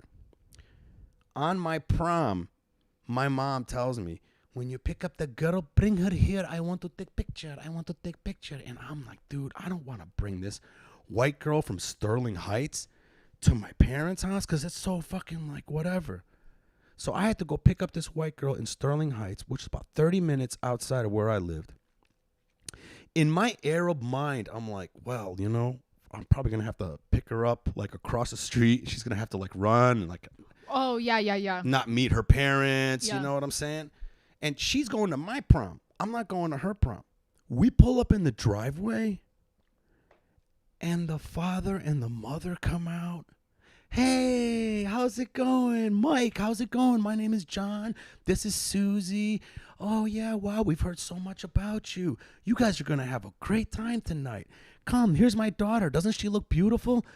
Put the flower on her thing. We want to get the pictures. Oh, this is so cute. Let's take a picture with the whole family. Take a picture with the grandmother. Oh, we forgot the dog. It's like, that would never happen in my family. Yeah. Like, I couldn't believe it. I'm like, I thought I was going to go there and they were going to be like, the fuck out of here, you dirty Arab. What are you doing? Yeah. Nope. Take my white daughter to your prom and we're going to take pictures like we think that she's going to your prom. I'm like, this is so weird. Then we go to my mom's house because my mom wants to see it. Bro, my dad, as soon as we pulled up, my mom is very social. Oh my God, hi, you're beautiful. Come on inside, we take picture. Yeah, okay. Then my dad comes on the porch and he just has this demeanor about him. He's the type of person, like, he could just suck all the color out of the world. He's that type of person. He commands attention. Soon as he gets on the thing, he's like, everybody inside. Okay. He took all the chairs and he made like a circle. So he had me, my date, my friend, and his date, and my mom, and my sister, and him. And we just sat there. And he didn't say a damn thing. It was really awkward. And the girl was looking at me like, what is happening? And I'm like, then all of a sudden my dad goes, there's all these other people in the room. He only looks at her. He goes, what is your name? She's like, Amber. Oh, where are you from? She's like, I'm from Sterling Heights. And he goes, what are you going to do with my son tonight? It was really fucking awkward. And all of a sudden, my mom's like, "Okay, pictures," and she told everybody to get up, and she got him outside. And then my dad takes me into the room, and he goes, "Michael, I want you to pay very, very special attention, okay? This girl is gonna try to have sex with you tonight." Like I'm a daughter. Like I'm the Oh girl. my God. Do you understand? This girl is going to try to have sex with you tonight. And in my head, I'm like, that's the whole fucking point, bro. I hope that's the fucking case. But to him, he was like, we're Muslim. We don't do that. And then he told me the curfew was 10 o'clock. It's 9 o'clock. Yeah. I'm like, what do you mean 10 o'clock? I didn't go home for like 3 days. You know what I'm saying? That was like the beginning of me joining the Marines. But my point is that, yeah, white girls have been like my go-to. And I think a lot of it is I've just been accustomed with dating a lot of white girls growing up because they were the most freest to date. Wow. You know? Huh. How about you? You just run the gamut? No, not really. I mean, in my head, of course, I'm open to everyone, but I think a lot of it has to do, yeah, with like proximity, like what you're familiar with, who you grew up with. Because what I say, you know, I'm from LA. I grew up around Jews and Mexicans only, so I've pretty much only slept with whites and Latinos. Mm. One Lebanese, one Turk, which is kind of, you know, whatever. The same but, like, person. yeah. No. But yeah, no. So I think it has to do with like a familiar, not all of the time, you know, because, you know, some people grow up in like completely white, whatever, and end up marrying someone black, you know, like, of course there's variation, but I think in general, I think what you're familiar with, you kind of tend to go with. Even though I grew up in Detroit, I didn't have luck with black girls. Yeah. I did, but I would always get the worst kind. I never attracted like keepers. Yeah. Huh. Yeah. I You don't know. Lebanese guy, big dick or small dick? Small. Really? Yeah. Shut the fuck up. Turk had a huge dick. That's the only guy. The Turkish was the only one I slept with who was like over 6 foot tall. His dick was over 6 foot tall? No. Oh, okay. So you normally date like short guys? Yeah, I think so. I'm sorry. Yeah, it's I don't know. Big dicks again. The Latinos Yeah, from what I hear. mostly, you know, fucking impressive. Packing. Really? Yeah. Packing.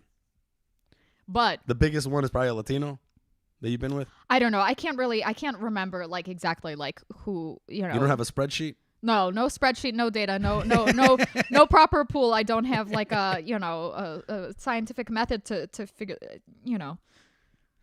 I don't know, maybe the Turk. Maybe, I mean, a lot. You hear that, Lebanese? You guys don't have big dicks. You know, they did like a study, apparently. Lebanese. Really? Everybody's like, on average, have the biggest dicks. No way. Yes, way. Wow, I don't know. This was a Christian. I mean, I know religion doesn't have Oh, much. shit. She went with the Christian. Maybe it's a religious thing. Yeah, that one I only slept with him once. He was actually a therapist. And he tried to do that like tantric sex thing where you're like, what is it, edging or whatever, and that ended up being fucking disappointing. You know what I mean? Because then he couldn't come, like he didn't do it right. I was like, what the fuck is going on? I was like, okay. And he was sweet. It was boring. I was like, okay, I'm not gonna see this motherfucker again. He fucked it up. I've Yeah. been there. Yeah. I literally have been there. I've been. You know there. what I wish men would talk about more? Just not. Let's talk about it. Not for me, because it doesn't really. I mean, it affects women a little bit, but I wish more men discussed with other men, like not fucking like erectile dysfunction and like what happens, because I have a friend named Anthony who's like 52, 53, and he was telling me he fucks a lot. He's fucked a lot his whole life, like different girls, like he's had sex with like hundreds of women, right? But he's the type of person, when he really likes a girl, when he really has like a crush on someone for a long time, if he's into someone and then the first time they have sex, he can't get it up because he's too emotionally invested. And I think a lot of guys have that. Mm-hmm. No, it's not more common than it is, you know, I mean, it's not like most guys, but I think it's interesting when that happens, and that's the only time I've ever heard anyone talk openly about it. But he was telling me he's talked to like a lot of dudes about that, and he's, you know, so I think it's just interesting. You're saying that he's saying that a lot of guys go through that? Yeah. Yeah. That has happened to me. Yeah, like where I would like be able to hook up with a girl, no problem. Mm-hmm. But then like some girl that I really like, or if it's like a coworker. Mm-hmm. I would have to be like, can we skip a day? Right. It's weird. Yeah. I kind of have, it's kind of like an anxiety thing. Yeah, and I think some dudes also, like, they can't come inside a girl until they know that she's, like, you know, down emotionally to be there also. I experienced that once. Come in a girl? Yeah. I never come in a girl. Really? Oh, that's my favorite thing. Doesn't that scare you? I'm on birth control. Yeah. There's just something so, like, primal and, like, you know, basic about it. Oh, no, I'm not saying that I haven't. Yeah. You know, I've dated girls where we were like dating. Yeah, we. I get why you purposefully would not if you're hooking up with someone and it's not like that serious yet. I get that. But if you know, yeah, I mean, I like that shit. Yeah. Yeah, I like a reminder the next day that I've had sex, either like a little bruise or like drippage or whatever. Like what the fuck, Lulu? Or like sore, like in the thighs. Let's get into it. I love I love. You like the reminder? Yeah. The drippage. Yeah. This fucking. Explain the drippage. Like calm. The next day. Yeah. What? I like it. What? I like having my like leg sore a little bit from like riding. Like I like the next day like going about my day and being like, oh yeah, I got my fucking world rocked last night. Like, but the drippage, you don't get that out. You don't get that out. Like sometimes it does, but like let's say now I'm judging you. Great. You judge me for having threesomes and shit. No, I get fucking nasty. Walking around you know what with I do? Dripping cum? The last dude I had sex with, like, is that? I know, I'm so disgusting. The last dude I had sex with, like the next morning, right after, I can't remember. My nose like was in his fucking armpits. Like I love like BO smell after. Like I huff that shit like it's paint. Like after sex, yeah.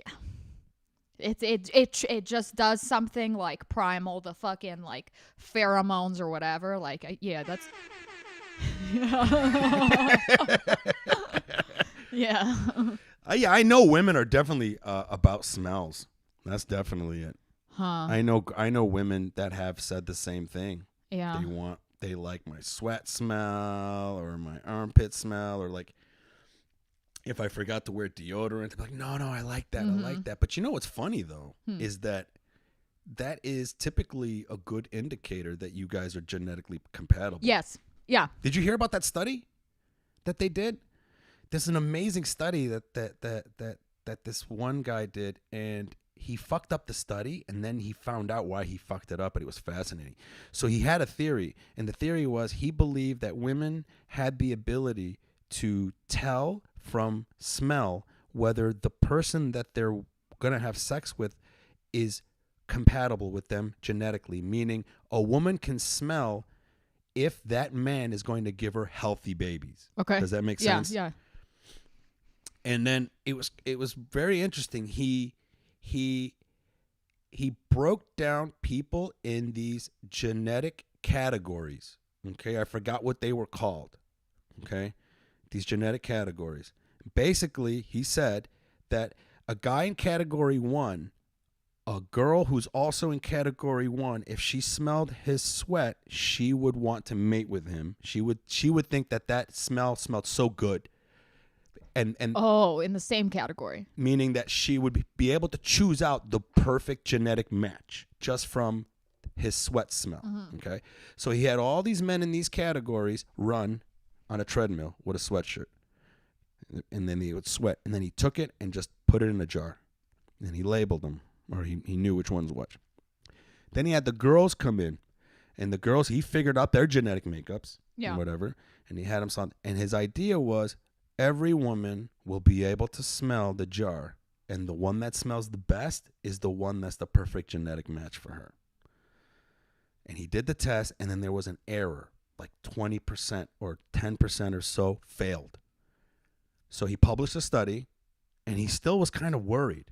Even though it was a success, he was like, what the fuck is up with that 10%? Then finally it dawned on him one day.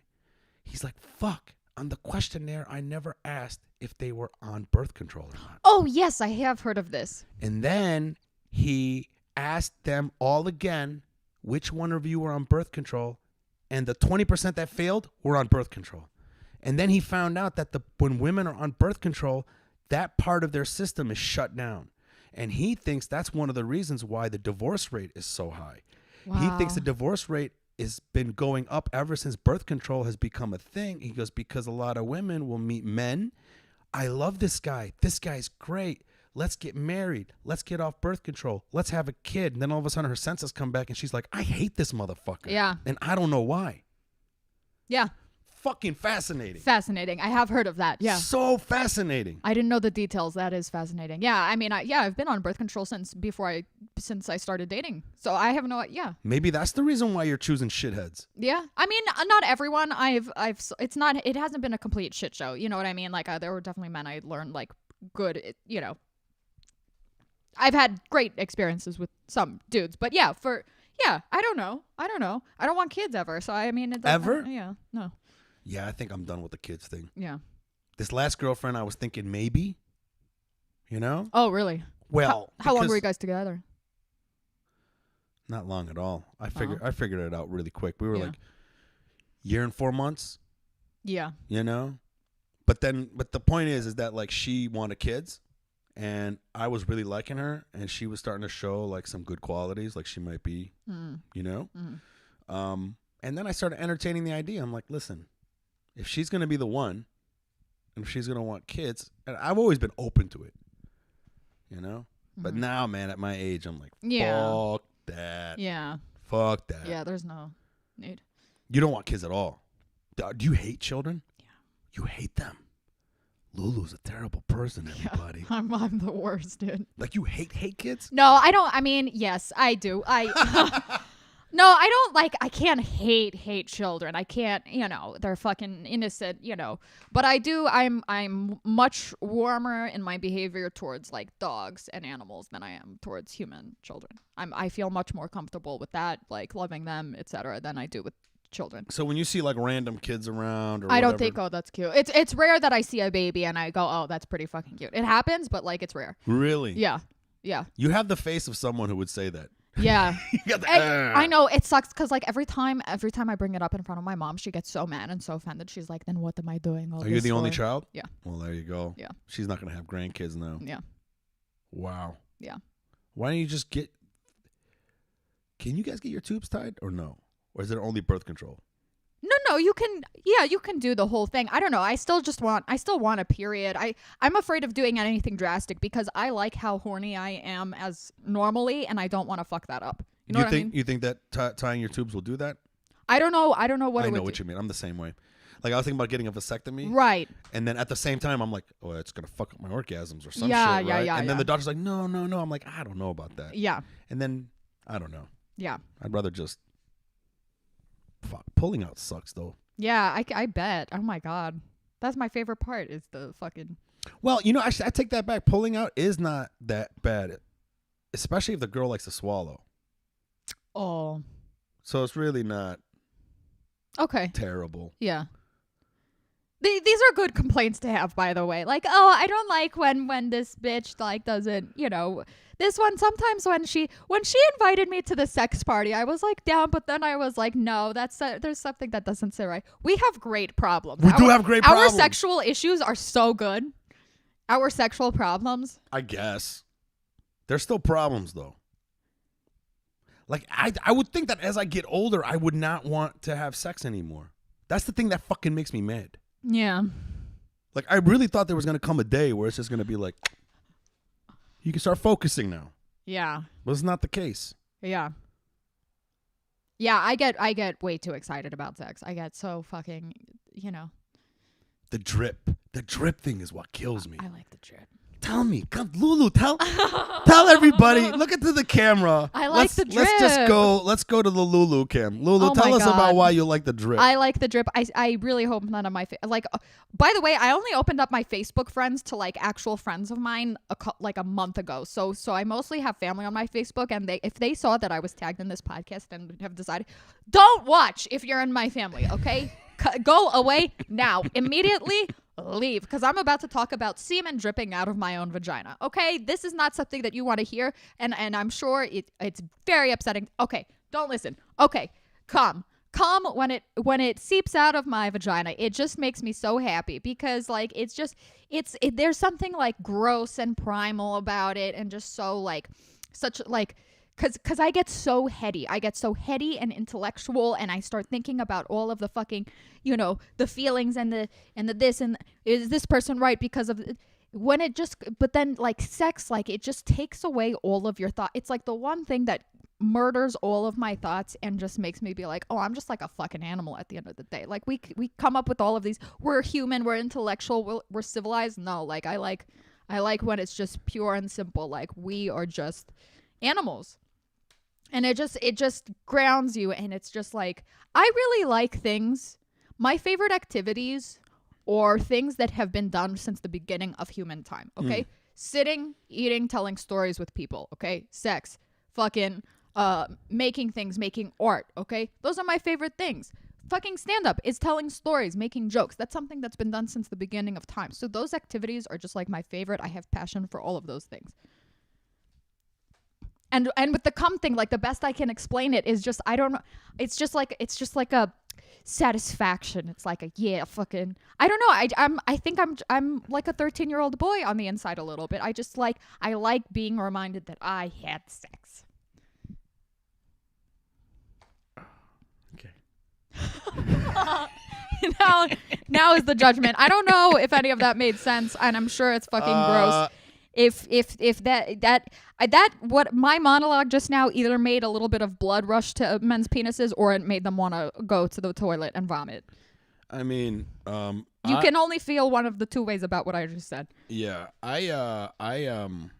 the drip thing is really, really. It's just me personally. The fact that you would just say it to the internet.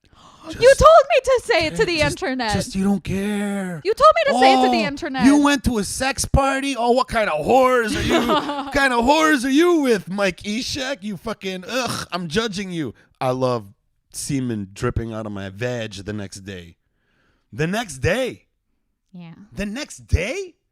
Aren't you supposed to like go clean that shit up? Yeah, I mean, I go pee, but then sometimes I don't know, like I, you know, sometimes it comes out. But if I go, are you sure that's calm? Maybe it's chlamydia. No, maybe you're getting the chlamydia I've drips. never had a disease actually like that. Maybe you have. No, and you don't know. No. Guys, no, I mean, if listen, like let's say your STD. Let's say a man ejaculates inside of me. Then I go pee, then like most of it probably will come out as I'm sitting on the toilet and I pee. But like, let's say I go to bed like right after I pee, then there's still a little bit inside, and then it comes out the next day because I'm going from horizontal to vertical position. I'm fucking disgusted. Lulu, you are disgusting. Yeah. Next day, Yeah. jizz drips. Yeah. And here I thought I was making you uncomfortable talking about your ex-boyfriends and shit. No. I'm fucking gross. I'm gross, dude. That's why I wanted you on this podcast, man, because I know you're fucking ridiculous. You know what I'm saying? Like, anytime we hung out and talked, man, I was just like, this girl's retarded. Yeah. You know? Yeah, I am. Especially now that you're wearing that fucking shirt. That's fucking great, dude. I know. I'm still infatuated with the cum drip thing. Part of me still thinks that you're lying. Can I ask you something? No, this is where I clam up and stop talking.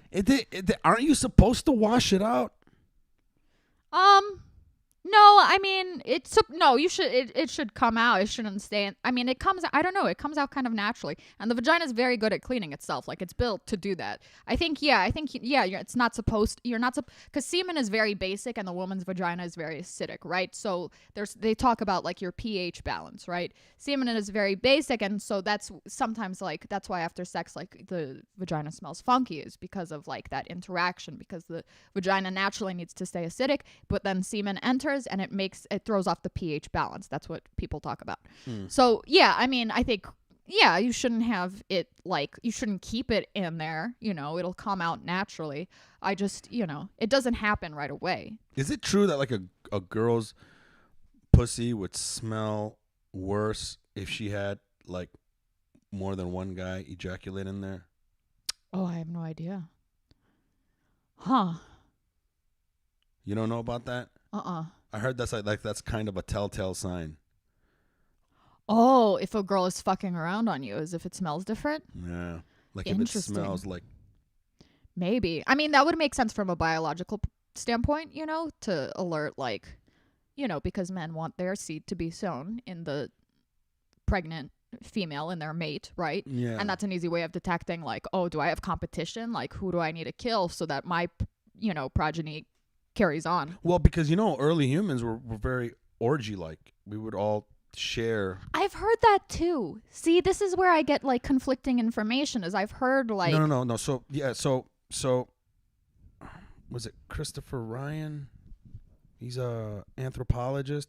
He said that, like, early humans and even hunter-gatherer societies now, when you observe them, they were polygamous. They survived by sharing everything, resources and even partners. And even the early humans, they used to believe that, okay, if my wife had sex with John and he's good at throwing spears, and then I also have my wife have sex with me and I'm good at counting, and then I also have my wife, another guy who's got other attributes, all those attributes are going to mix together and make a better baby. Right. So that's what they used to think. Uh-huh. It wasn't until men started realizing, oh, only one sperm wins. And then once guys started realizing, oh, only one sperm wins, then all of a sudden people, and then a lot of these hunter-gatherer societies started moving on to these agricultural society. When the agricultural boom started hitting, then all of a sudden we started taking more, we put more importance on objects and wealth, right? Yeah. How many cattles you had Right. was your wealth. Now that's yours, okay? And society started changing. And then once men started realizing, you mean to tell me that if I die,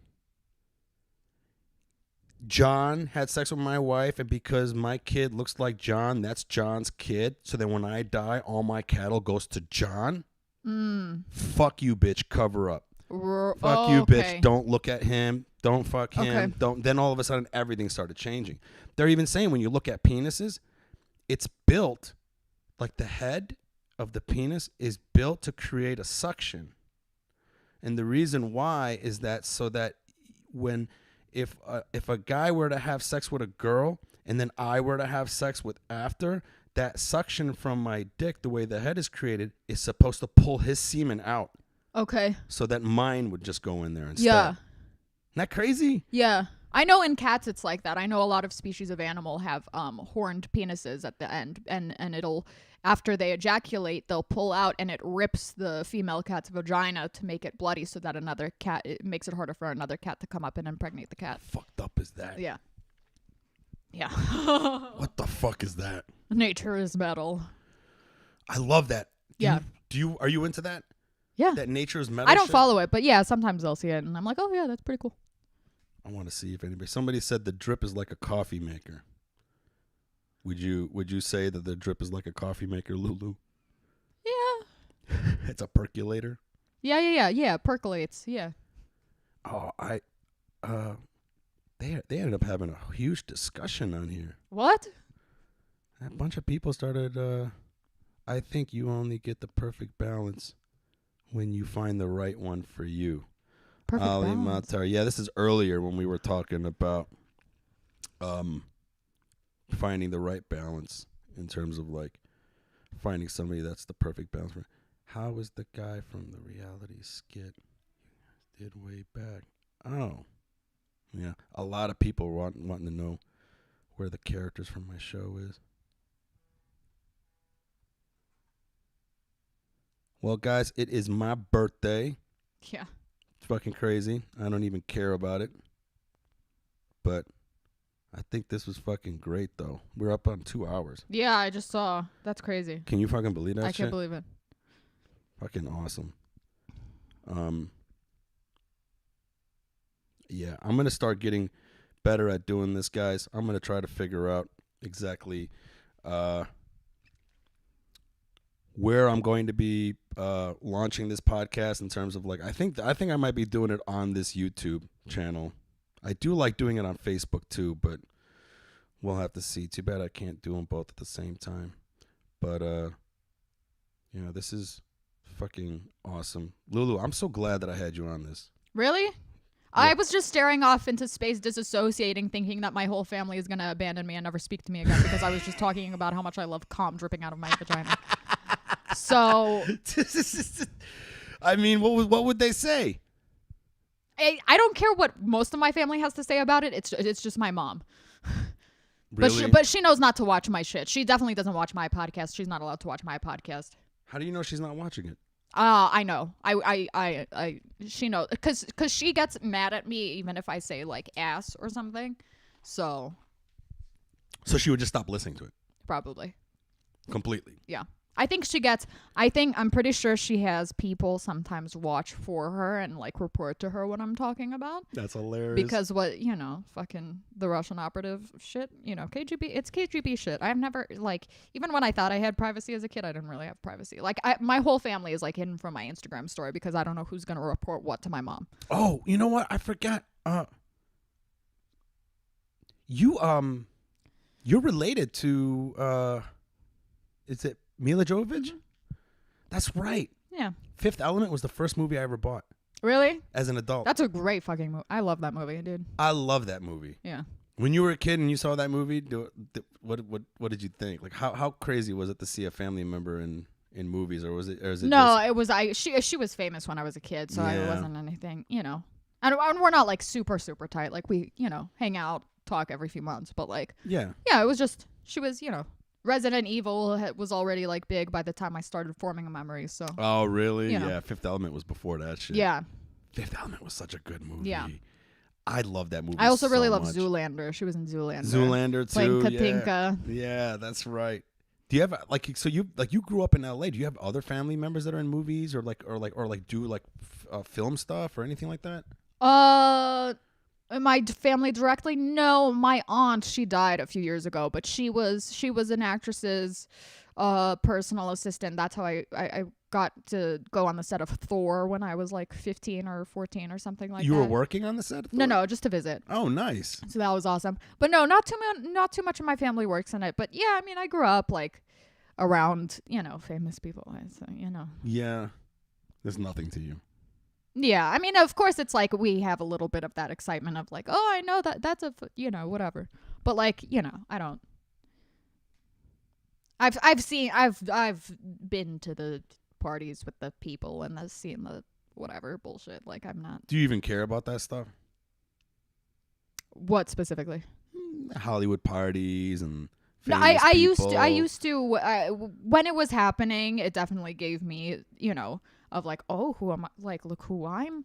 A little bit, very secretly. I never told anyone. I never acted like that because that's something I'm still ashamed of. That I judge myself very harshly for that kind of shit. For like, what? For wanting to be famous, for wanting to like that. I judge myself very very harshly because I see what idiots people turn into when that becomes like their goal and stuff. And their only thing. Yeah. Yeah. So I judge myself very harshly for that. So of course it was cool when I was doing that. But now like people ask me like why I don't like go out and drink and do that stuff. Like, first of all, because I'm not a very social person naturally. And also I've already kind of done like the goal. Like, I don't know. I've already done like the elite shit. So it's like, what am I going to get from going to like, a dive bar on the, what? I don't know. I think it's kind of like just like if you're so used to something, you kind of want the opposite. Yeah. And it was just a small portion. It was only a few years of my life where I had like a kind of wild party. It wasn't even a wild party phase. Like, I don't know. It's so funny you talk about like a part of your life of having a phase. Like you're only 25. Yeah. Oh Right? no, I know. I feel like you're in your 40s. You feel like you're young. I'm 25, but I feel like I'm fucking 45. Why is that? Well, my mom, she had me late in life, and she raised me, and she's not like a social fun person. Yeah. And then also by nature, I don't know. I've just like seen a lot of shit in my life that I don't, that I'm like, I'm just jaded. Yeah. You're like an old lady already. Yeah. Like you've given up on life. I've given up on like traditional fun shit. I like traveling. I like that kind of stuff. But the idea of going to a club is like, why? Like I would. Yeah, you've given up.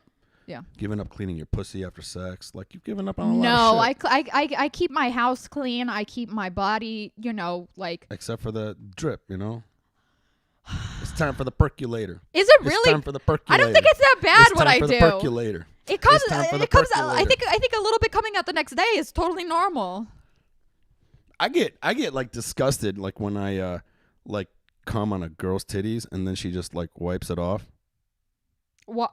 Like you would rather her wash it off completely, or like I would you think. want it to stay there. Like. Oh, interesting. Like, yeah, and then, like, have you ever done a reverse date? What? A reverse date. What is that? Like you fuck and then go to dinner. And then Oh, okay, yeah, of course. yeah, and then like and then it's like, come on, you're just gonna go to dinner with That's so interesting. cum See- smear on your fucking Oh my titties? god! See, that's so interesting. can't wash it off. We're kind of opposite in that way. See, I'm like judging like the multiple people sex thing. Like I think that's gross, but you think like, How's that gross? how is cum gross? It's gross. See what I'm saying? We have a little bit like we're both kind of To like. me, it's like having sex with multiple people is one thing. Like having sex like in a threesome, that's what's that? What's one extra person? But going to dinner with cum dripping out your pussy, I mean, we need an intervention. No. Let me live my life. Oh my god, Mike, I'm so lonely all the time. I'm so fucking lonely. Are you? I'm so lonely. How? I'm so lonely. It's because you have a cat. It's because I have a cat and I live alone and I'm not that social. But you're like, During the day I'm fine. It's just at night I'm like, fuck, like I need a goddamn human being. I want somebody. I want a person to share my gross things with. yeah. And have them be like, yes, it's okay. Like Yeah. you're disgusting. And but I then what love you. happens is that person gets into your life.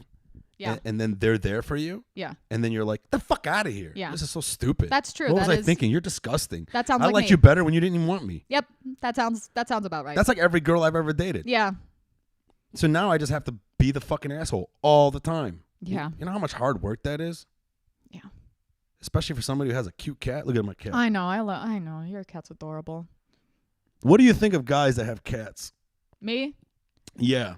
I Like, do you judge guys that have cats? don't know. I don't know if Do I've. you jump to conclusions where you're just like, oh. I don't think so because I have a cat and I just think it's great. I don't know if I've ever dated a guy that had a cat. But I don't know there's like weird shit like that a lot of girls do, like that weird judgments on like, oh, if a guy has this, you can't. That's a rep. Which you is can't so do that. stupid. I think Small so, hand, small dick. Apparently, you found out that's not the case. Yeah, there's a lot of that shit that I just think is stupid. Like, what if a guy owns a cat? Like, there are plenty of better things to judge people on. You know what I mean? Yeah, like if they wash their pussy after sex or not.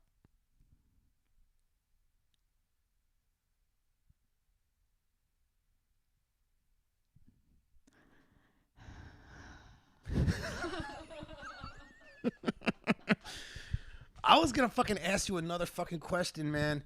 There's something else I wanted to fucking talk about on a different time. We really went deep on the fucking sex thing. We went nasty. like really fucking. I nasty.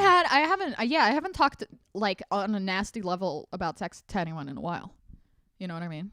The podcast with you and Ryan. Wouldn't you guys talk about nasty shit? He did, I guess, but not in a way that like I felt not in a way that I felt like safe or comfortable talking about like my side. It was more him talking about shit. Oh, okay. So you feel safe talking about it with me? Yeah. Nice. That's good. Yeah. That makes me feel good as an interviewer. Yeah. All and right. yeah, and like with him it was like he would talk about like just him masturbating in like a weird way that I wasn't like I didn't know what to contribute to that, you know. Yeah. Yeah. To me, I love learning about how other people view sex. And like with this podcast, we learned a lot about yeah. Yeah, I mean, I love it. To Yeah. me, it's just, especially like with the whole sleeping with the Yemeni section, what I wanted to get to is I'm hoping it gets to a point where I can invite more women on so that men can like really get a glimpse at how women look at sex. Right. You know? And I don't know, like, I don't know. I just think like right now men are lost. Something Oh is yeah, really you did want to talk about this. something has happened in the world, in this whole, you could say it's the feminist movement, you could say it's whatever it is, like there's been a change in how men are forced to look at themselves, partially, rightfully so. I think men need to be aware at how fucking disgusting we are. And we need to learn how to find that balance of knowing when to celebrate that and when to know that, hey, this is fucked up. You're going into really fucked up territory in terms of like how you view shit. I forgot the point I was making. What the? You kind of wanted to bring up to me. You Oh, mentioned so this a right few weeks now, ago. right now, things have changed to where now men feel like they have to Not be men. think too much before Okay. acting, which Okay. which is good, which is great, but I think it's gotten to a point where many men are paralyzed right now. Paralyzed in that they don't know how they're going to be able to approach a woman, or if they say this, are they being too is it womanizing, is it whatever. What I'm saying is that I think a lot of men now kind of feel like they can't take the chances anymore. You know, older guys like me, I think we still have that skill set where we could ebb and flow and take chances tactfully. But I think younger men now are kind of lost in the sauce, is how I feel. And I'm hoping this, like, I can like do something in this podcast where we can like really get women to try to set the record straight for us guys, you know? Not for me. I know what I'm fucking doing. Yeah. No. Yeah. No, I want to learn too. I imagine so. I mean, I think damn, I don't know. There are just so many different types of dudes out there. There are dudes that are like way too respectful, and then there are dudes who are obviously like fucking insane with that kind of shit. I don't know. It's hard because I don't know. I feel like almost when you learn too much about when you get more information, like there's that Chili Peppers song, and then Anthony Kiedis goes, "The more I see, the less I know." And I think that happens a lot when we learn more. We become more confused as people. And so I think when it comes to that, when it comes to like harassing behavior and like what can be construed as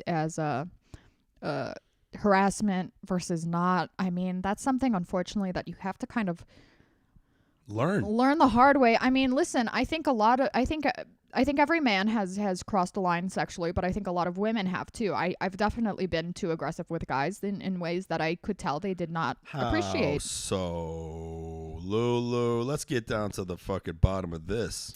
Please tell me how a man is like, oh, you're being too aggressive, because I want to beat the shit out of those guys. Right. Yeah, I think that has been the case a couple of times with me. Not in like a rapey way, but in like there's someone else that's on my mind, even though like you're trying so hard to like fuck me. That hasn't happened in a long time. There's somebody else on my mind while Yeah. you're trying to fuck me? I'm sorry, what do you mean?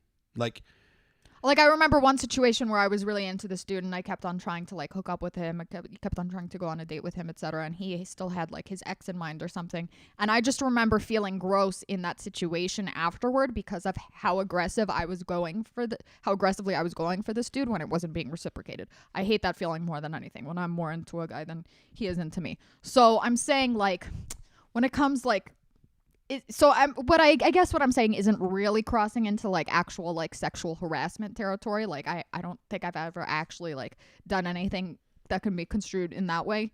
I just think more emotionally. I don't know. I guess I imagine, yes, that for a lot of guys, especially young guys, there is a lot of confusion when it comes to that kind of stuff. How forward can they be, etc.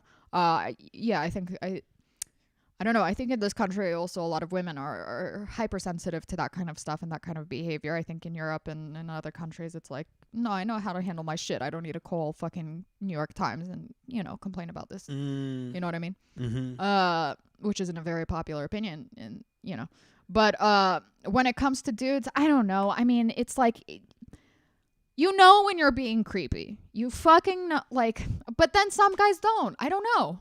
I don't fucking know. I have no idea what it's like to be a man. Sometimes you don't, but I think the important thing is if you do find out, backtrack. Yeah. Backtrack like a motherfucker. I'm sorry. I read you wrong, or whatever the case may be. You know, that's a very important thing, I think. Yeah, and okay, yeah. So I think that, and also give her an option. If you have your eyes on, give her an option. Don't lead her towards something. Don't do anything that seems like it's being in a coercive way. Ask straight up. Just ask, will you go on a date with me? Ask, do you have feelings for me because I feel this way? Like, it's better to just have the question rather than to say like kind of unclear comments. Because let me tell you something. This is my problem with like the internet age and stuff. I've had so many dudes like hit on me through Instagram DMs, through text, etc. And they do that because it's safer, because it's like, no, like, look in my text, like, it's clear I was just asking you questions as a friend, because it's easy to have that, like, no, I wasn't trying to hit on you. Yeah. In case you get caught. And it protects you against like rejection. But you know when you're actually talking to a person when you're being hit on. Even if the questions seem innocent. Oh, what book are you reading? Oh, how is it? Oh, is it good? Like, you just know. I don't remember why I got on that subject. But so I guess just if you're gonna hit, my advice is, if you're gonna hit on someone, do it in person, and yeah, don't message them weird shit. I think it's, even if I message a girl, I'm just straightforward. Yes, just be straightforward and have it be a question. Because I've actually, like, especially in this day and age of like social media, I've actually been on a few dates. Like, I mean, there's a lot of girls where I would like hit them up online, and then we would talk that way, right? Yeah, that's how I've. But what you're saying is that just be upfront. Yeah. I think it's sexy when a man's upfront. Yeah. Even if he gets shot down. Yeah. You know? Yeah. Like when a guy attempts to hit on you and you didn't want it, how do you feel about that guy afterwards? Do you respect him? It depends on his reaction to the rejection. True. Exactly. No, 100%. I mean, if his reaction was cordial and good, like, yeah, you would respect that guy, right? Yeah. At the very least. Yeah. He might not be your type. Yeah. Gay men taught me how to hit on women. Really? I accidentally went to a gay gym when I first came to LA. Mm-hmm. And I didn't know I was going to a gay gym. I went to this Gold's gym over here. Yeah. And I only did it because it was close to the proximity of where I lived. So I just moved here, and then I went to the gym. And I remember when I went there was a big gay guy in the front. And he was like, "Would you like me to give you a tour?" And I was like, "Nah, bro, I've been to gyms before. Yeah. I've heard this is a good gym. I got to get going. I'll pay for the year membership, and I'm out." 2 weeks goes by. My buddy Sam's like, "Hey, did you find a gym yet?" I'm like, "Yeah, man, I'm going to Gold's." He's like, "The one on Cole Street?" I'm like, "Yeah." He goes, "You're going to Big Gay Gold's?" And I was like, "Big Gay what?" He's like, "Bro, that's the biggest, gayest gym in all of fucking Hollywood." I had no fucking idea. Then, once I started like realizing it, I had to get over the grossness that I was feeling, that I now knew what it was like to be a woman in the gym. Yeah. Like I'd put my weights down, and then I'd look in the fucking mirror to look at myself, and then I'd look over my shoulder, and some guy behind me is like fucking staring at my ass, and it's like, holy shit, I'm just a fucking piece of meat. Then I got to see how guys, I saw versions of myself in these gay guys wanting me. And it instructed me on things that I shouldn't do and I should do. I say every guy, sign up for a fucking gay gym, like the gayest fucking gym ever, and you'll start fucking seeing how guys hit on you, and you'll start to realize, oh, yeah, I do that too. You know what's one thing I realized that's fucking gross? And a lot of guys do it. They hover. Yeah. They kind of like, come on.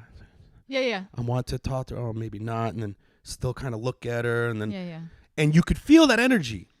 You could tell that person is attracted to you, but they just can't fucking, right? Don't be that fucking guy. Yeah. And I've been that guy. And now I realize I cannot be that fucking guy.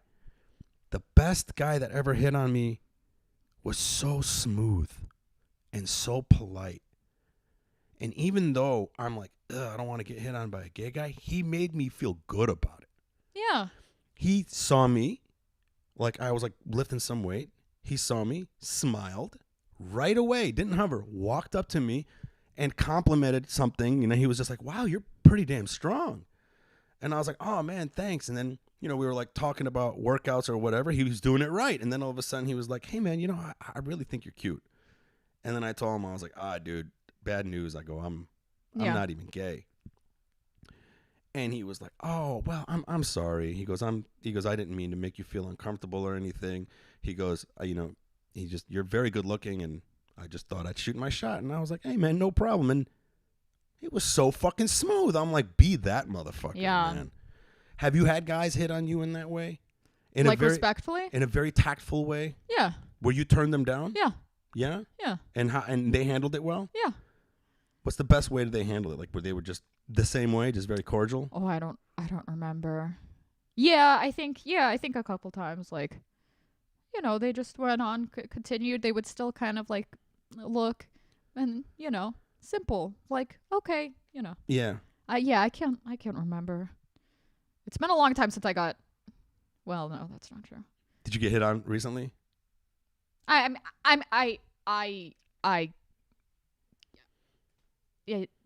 It? No, I mean it happens all of the time. Like What? Getting hit on? yeah, You get hit on a lot yeah, out in public? yeah.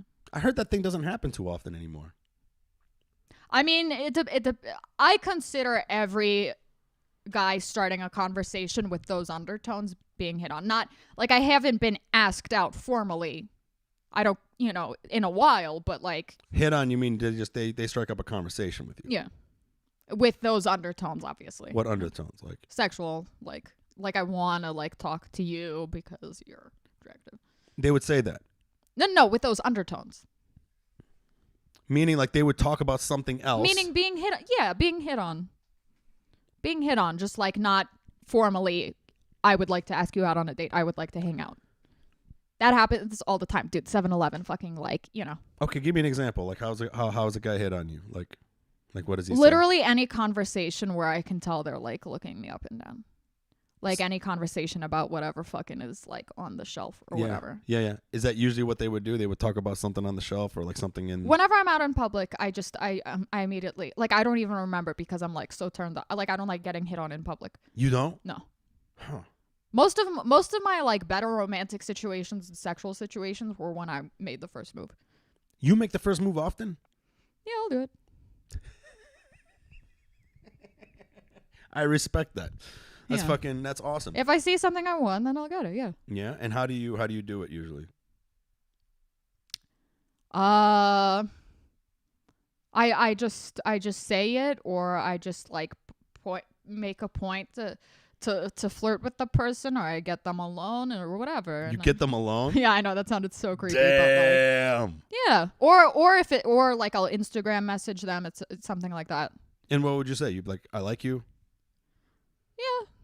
You want to hang out, something like I just wanted to, you know, say hi through this. Da, da, da. That's what's up. Yeah. Not many women do that. Yeah. I wish more women would. I've only had like maybe like, I've had like a handful of women, but most of them it's just like, yeah, us guys, they want us to take, girls would just throw hints. You know what I think it is? And they would hope that I'd be like, oh yeah, I got it. Right. You know what I think it is a little bit on a subconscious level with me is like, I like the dudes who know that I get hit, who assume that I get hit on a lot, and therefore why would they be another guy to bother me with that kind of shit? Because there's a level of like awareness. You like guys like that? Yeah. You like a guy who looks at you and is like, I shouldn't hit on her because she gets hit on a lot. Yes. And then how does that guy get your attention? Well, if he's cute or No if he wonder has, you're lonely. if he's cute or if he has something else going on, then and I see that he's like respecting me and not being like a fucking like creep, you know.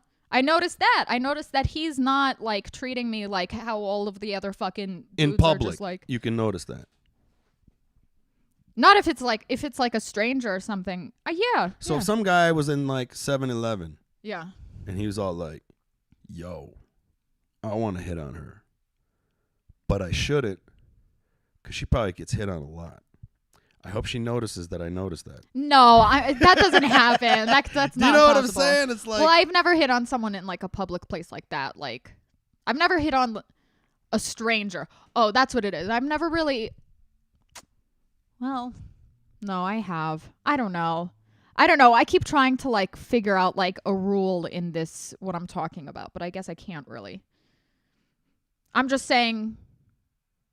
That's just an idea I had, is like maybe there is that subconscious like I like the dudes who know to not be another fucking creep, you know. yeah, I'm that dude, but I exercise not being that dude. Yeah. You know. Well, I trust that you should give tips to the guys because I trust that you have like smooth. Also, what even though like we joke about like me judging you for like the threesomes and the this and the that, I know you're respectful as fuck because even when we were in Austin together a month and a half ago and you were already mentally checked out of your relationship with the last girl, you weren't even like you weren't fucking hitting on other girls there. Like I didn't see you doing anything disrespectful even though you were already mentally out of this girl. So that's how I know that, like, you're, you know. I can be disrespectful. Of- With consent. Yeah. Yeah. Yeah. I mean, yeah, you know. Slap me, but make me feel safe. Yes. Exactly. Exactly. Did you hear that joke I talk about that girl who asked me to punch her in the face? Yes. Yeah. A couple times in Austin. Yeah. Well, that's real. Yeah. Yeah. Can't do it. Was that some Albanian chick or something? No, she was half. Why did you go straight to Albanian? Wow, what's up with the Albanians? Oh, Lulu? because technically my family is from Serbia, not Russia, and Serbs and Albanians fucking hate each other. Okay. Yeah. So Everyone hates Serbs. You and hate Serbs Albanians? everyone. Okay. Like jokingly. Yeah. Only because they're Muslim. No. I mean, shit. Only because they're fucking thieves. Yeah, like Jews. Free Palestine. Cancel. Yeah. No, I'm just joking. Yeah. Yeah, Albanian girls. They're cute. Angry and cute. Yeah. But yeah, you said I have respect that I wasn't hitting on any other girls. Yeah, I don't know. To be honest, that fucking week, I was just not in the mood for women. Well, yeah, it's work mode, kind of. Well, no, not only that. It was just like, I'm about to break up with this girl. Oh. You know, we about to break up and stuff, and it's just like, I don't know. Like, it's like those moments like that, you're just kind of like, I'm exhausted when it comes to women. But not anymore. Back in the game. Ready to plow some shit. Yeah, I'm going to go to 7-Eleven and wait for a honey. Show up and be like, what up, girl? I haven't hit on a girl in public in a while, though. It's been a minute. The last time I hit on a girl was at a bar. Scarlett Johansson was there. Yeah. It was smooth too because like she was like talking to one of her friends and like it was kind of like in the same circle and she talked about how she just broke up with her boyfriend and I was like, you just broke up with your boyfriend? She was like, yeah, go give me your number. Wow. Bold. We went on a date that night. Wow. Like that night I took her to another bar, so. Wow. Yeah. But that was like a smooth one. That was like yeah. It was just fast. Yeah. Like it was really quick, like out of left field, made people laugh. Mm-hmm. That kind of helps, you know. Yeah, when you're funny. Yeah. Yeah, it doesn't really matter if a woman is funny. It's not like a man being funny is a real like attraction for women, but I don't think like women it's an being attraction for me. It's probably a perk for most men, but it's not an actual like. I like smart women. You know, that's the thing that I can't stand about my mentality about workplace or like I haven't dated any comics because I'm like worried about that shit. Yeah. Do you know? Yeah. Aren't you worried at all? No, That doesn't bother you? No. It don't bother you like knowing that like you could hook up with a comic and then it can get awkward and then you still got to see them all the time? Oh, that's already happened to me actually. So yes, yeah, that is a little bit annoying and definitely a concern. Like, no, the last comic I hooked up with, like, it just depends. Like, the last one I hooked up with, he's like safe. I know he's gonna be like cool and like normal and like there's no danger. But the one before that, there is like bad terms.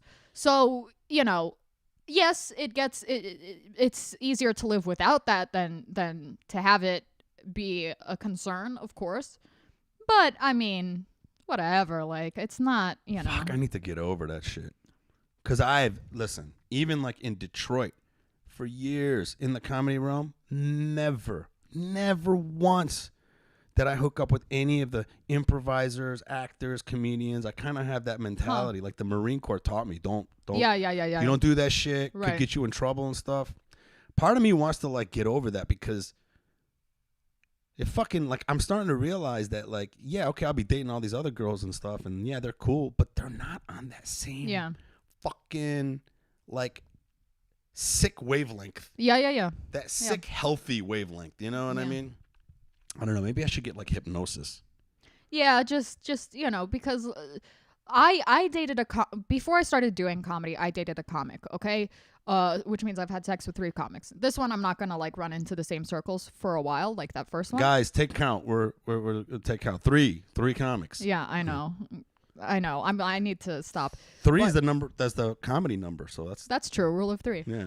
So, yeah, so the first one, when I started doing comedy, he said, okay, I've been doing comedy for X amount of years, and I've never, like, don't do it. Don't sleep with other comics. Other comics have done it, and then he told me about, like, who's dated who, like, bigger names and stuff. But he was like, just don't do it because it's a distraction. And then I started talking to him a little bit more about it a few months later, and he was like, I also don't want to date a female comic because I know how scathing and mean, like, these other women, the female comics can be. Like, I've heard the way they talk about men and shit, and I don't want to be like even associated with that. Like, I don't want that being spread about me. I'm kind of the same way. Yeah. I don't so want I get that it. spread Yeah. around the community. Right. Yeah. I'd rather be known for my jokes. Yes. You know? Sure. Yeah. Of course, like the talk and the gossip is annoying, but like the way I see it is like, listen, like for me at least, I don't get much socialization outside of comedy. I don't, and also this is the only life that you have. So like, why, you know, specifically close yourself off to that option when you know, like, when you know you get along better with these types of people. Like, why would, you know? Yeah. There's only one. This is probably the only life we have. Like, It's not the only life I have, Lulu. what are you, being reincarnated? Oh, you mean like that? Yeah. Okay. I thought you meant like having stand-up is the only life you have. No. I mean, we only live once. I mean, what do you know? I've always only dated girls that weren't like in comedy. It's just I was always like into that. I like the fact that I could like go and do comedy and then go with this girl and she has nothing to do with that. I think it's also when you do that, you might also be like, oh, well, then me doing comedy might be impressive to this girl, because if it's like a coworker, if it's like another comedian, if it's just a coworker, like I think it's a double-edged sword, or you know, it has its like pros and cons, meaning like you have more that you have in common. There's more that you have in common. You speak on a similar wavelength. Yes, there is that. But there's also less of like, oh, my girl is not going to think I'm as impressive because she does the same shit I do. Oh yeah, I don't care about that. Yeah. Honestly, like last girls that I've dated that I did comedy, they weren't even like, well, oh my God, you do comedy. Oh, well, I think I kind of like that. I kind of like that I was dating this girl who we liked each other and she saw me do comedy, but she wasn't fanboying. She wasn't like, oh my God, oh my God. She was more like, and it felt good to know that I can just go to that. You know what I mean? Like, I'm doing this, yay, whatever. And then I go to her and she's like, you're just some dude. Yeah. I don't know. Yeah, that's interesting. I don't know. For me personally, like, it's hard for me to be, at this point, it's hard for me to be interested in people that aren't comedians, because I'm like, I don't have any interest in your life. I know. I'm starting to fucking realize that shit. But then when I fucking think of other comedians, I'm just like, if you're a girl and you're a comedian, what the fuck is wrong with you? Yeah. Yeah. what am I gonna find out later? Yeah, there's some baggage for sure. Maybe. But either way, we should probably end this. Yeah, probably. Yeah, this one fucking we've been going for a while. Well, this is some Joe Rogan shit. This is fucking crazy. Anyways, God. guys, I will be getting better at this. Try to make this, give it some more fucking structure. But this has been fun. Give it up for Lulu. Where's the applause? Please follow her, Lulu Jovovich, On all of the things. all on of the- everything. She's got a podcast called BALL GAG. It's really, really good. I've listened to a couple episodes. It's definitely interesting hearing her like go deep on, you know, relationships and how her brain works. But we went really deep on this one. It was crazy. I didn't think we were gonna go this far, but yeah. But it's great. Yeah, and follow me, Mike from Detroit. And like I said, pretty soon I'll be posting all of this stuff on the regular podcast, just the audio version. I'll be getting around to that. I just want to like see if I can get like five episodes before I drop them all. And yeah, subscribe to me, Mike from Detroit, on everything. And I love you guys, and I'll see you guys next time. Thank you. Thank you. Happy birthday. Thank you. Thank you. Public Yemeni #1.